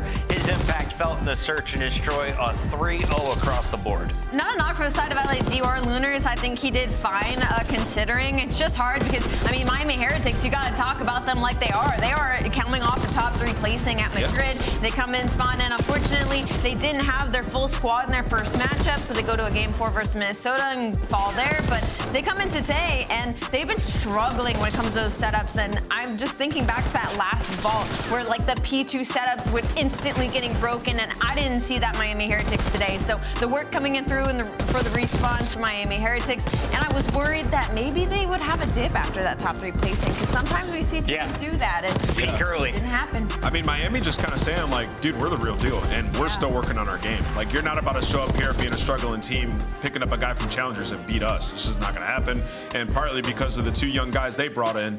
I mean, Real last year and Røkkr this year, unbelievable. And Metals frying as well. Metals is back. You can see the 61 of 56, 1.09 overall, right there with 7,200 damage alongside Real. And you have to think Carolina fumbled the bag last year. Real and Gwyn were on the same team. You didn't do the paperwork, and now he's playing for Spain's best. They're at Miami. 1-1 is Miami after the win tonight. You can see we still have 3 teams at 2-0, Boston included, and they're back in action tomorrow. Alley Cat, as we take a look at the 4 matches coming our way in the future, what has you excited? I'm excited for so many of them. Honestly, Carolina Royal Ravens versus Optic Texas, I think that's going to be a good flex for Optic Texas to kind of see where they actually are at right now. I'm also excited for my Miami Heretics and Atlanta FaZe match, because FaZe just got caught off guard by Vancouver Surge. There's no reason Miami can't do the same. Neptune versus Lunars tomorrow at 6:30. Banger. I was also looking Pred in the mix against Carolina. Are you worried for Optic now? Oh, man, I don't know. AG versus Fat Bob. That's a banger. It all begins 2:45. We'll see you on Headquarters in. Thanks for tuning in. It's the CDL.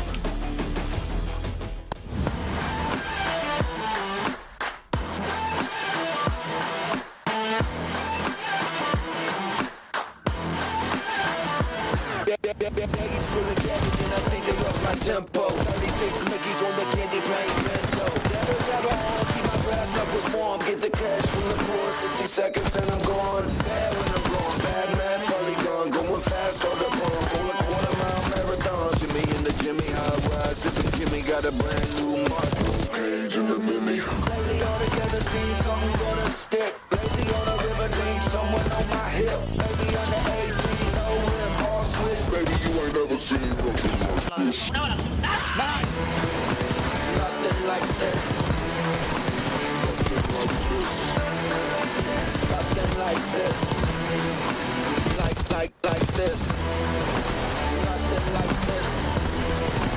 Maybe you ain't never seen nothing like this. Nothing like this. Nothing like this. Baggage full of cabbage and I think they lost my tempo. 36 Mickeys on the candy paint bento. Jabber, jabber on, keep my brass knuckles warm. Put a crash on the one, get the cash from the pawn. Nothing like this. Nothing like this. Nothing like this. Nothing like this. Baby, you ain't never seen nothing like this. Good series, guys. GG's. Arriba del side, arriba del side. Luna,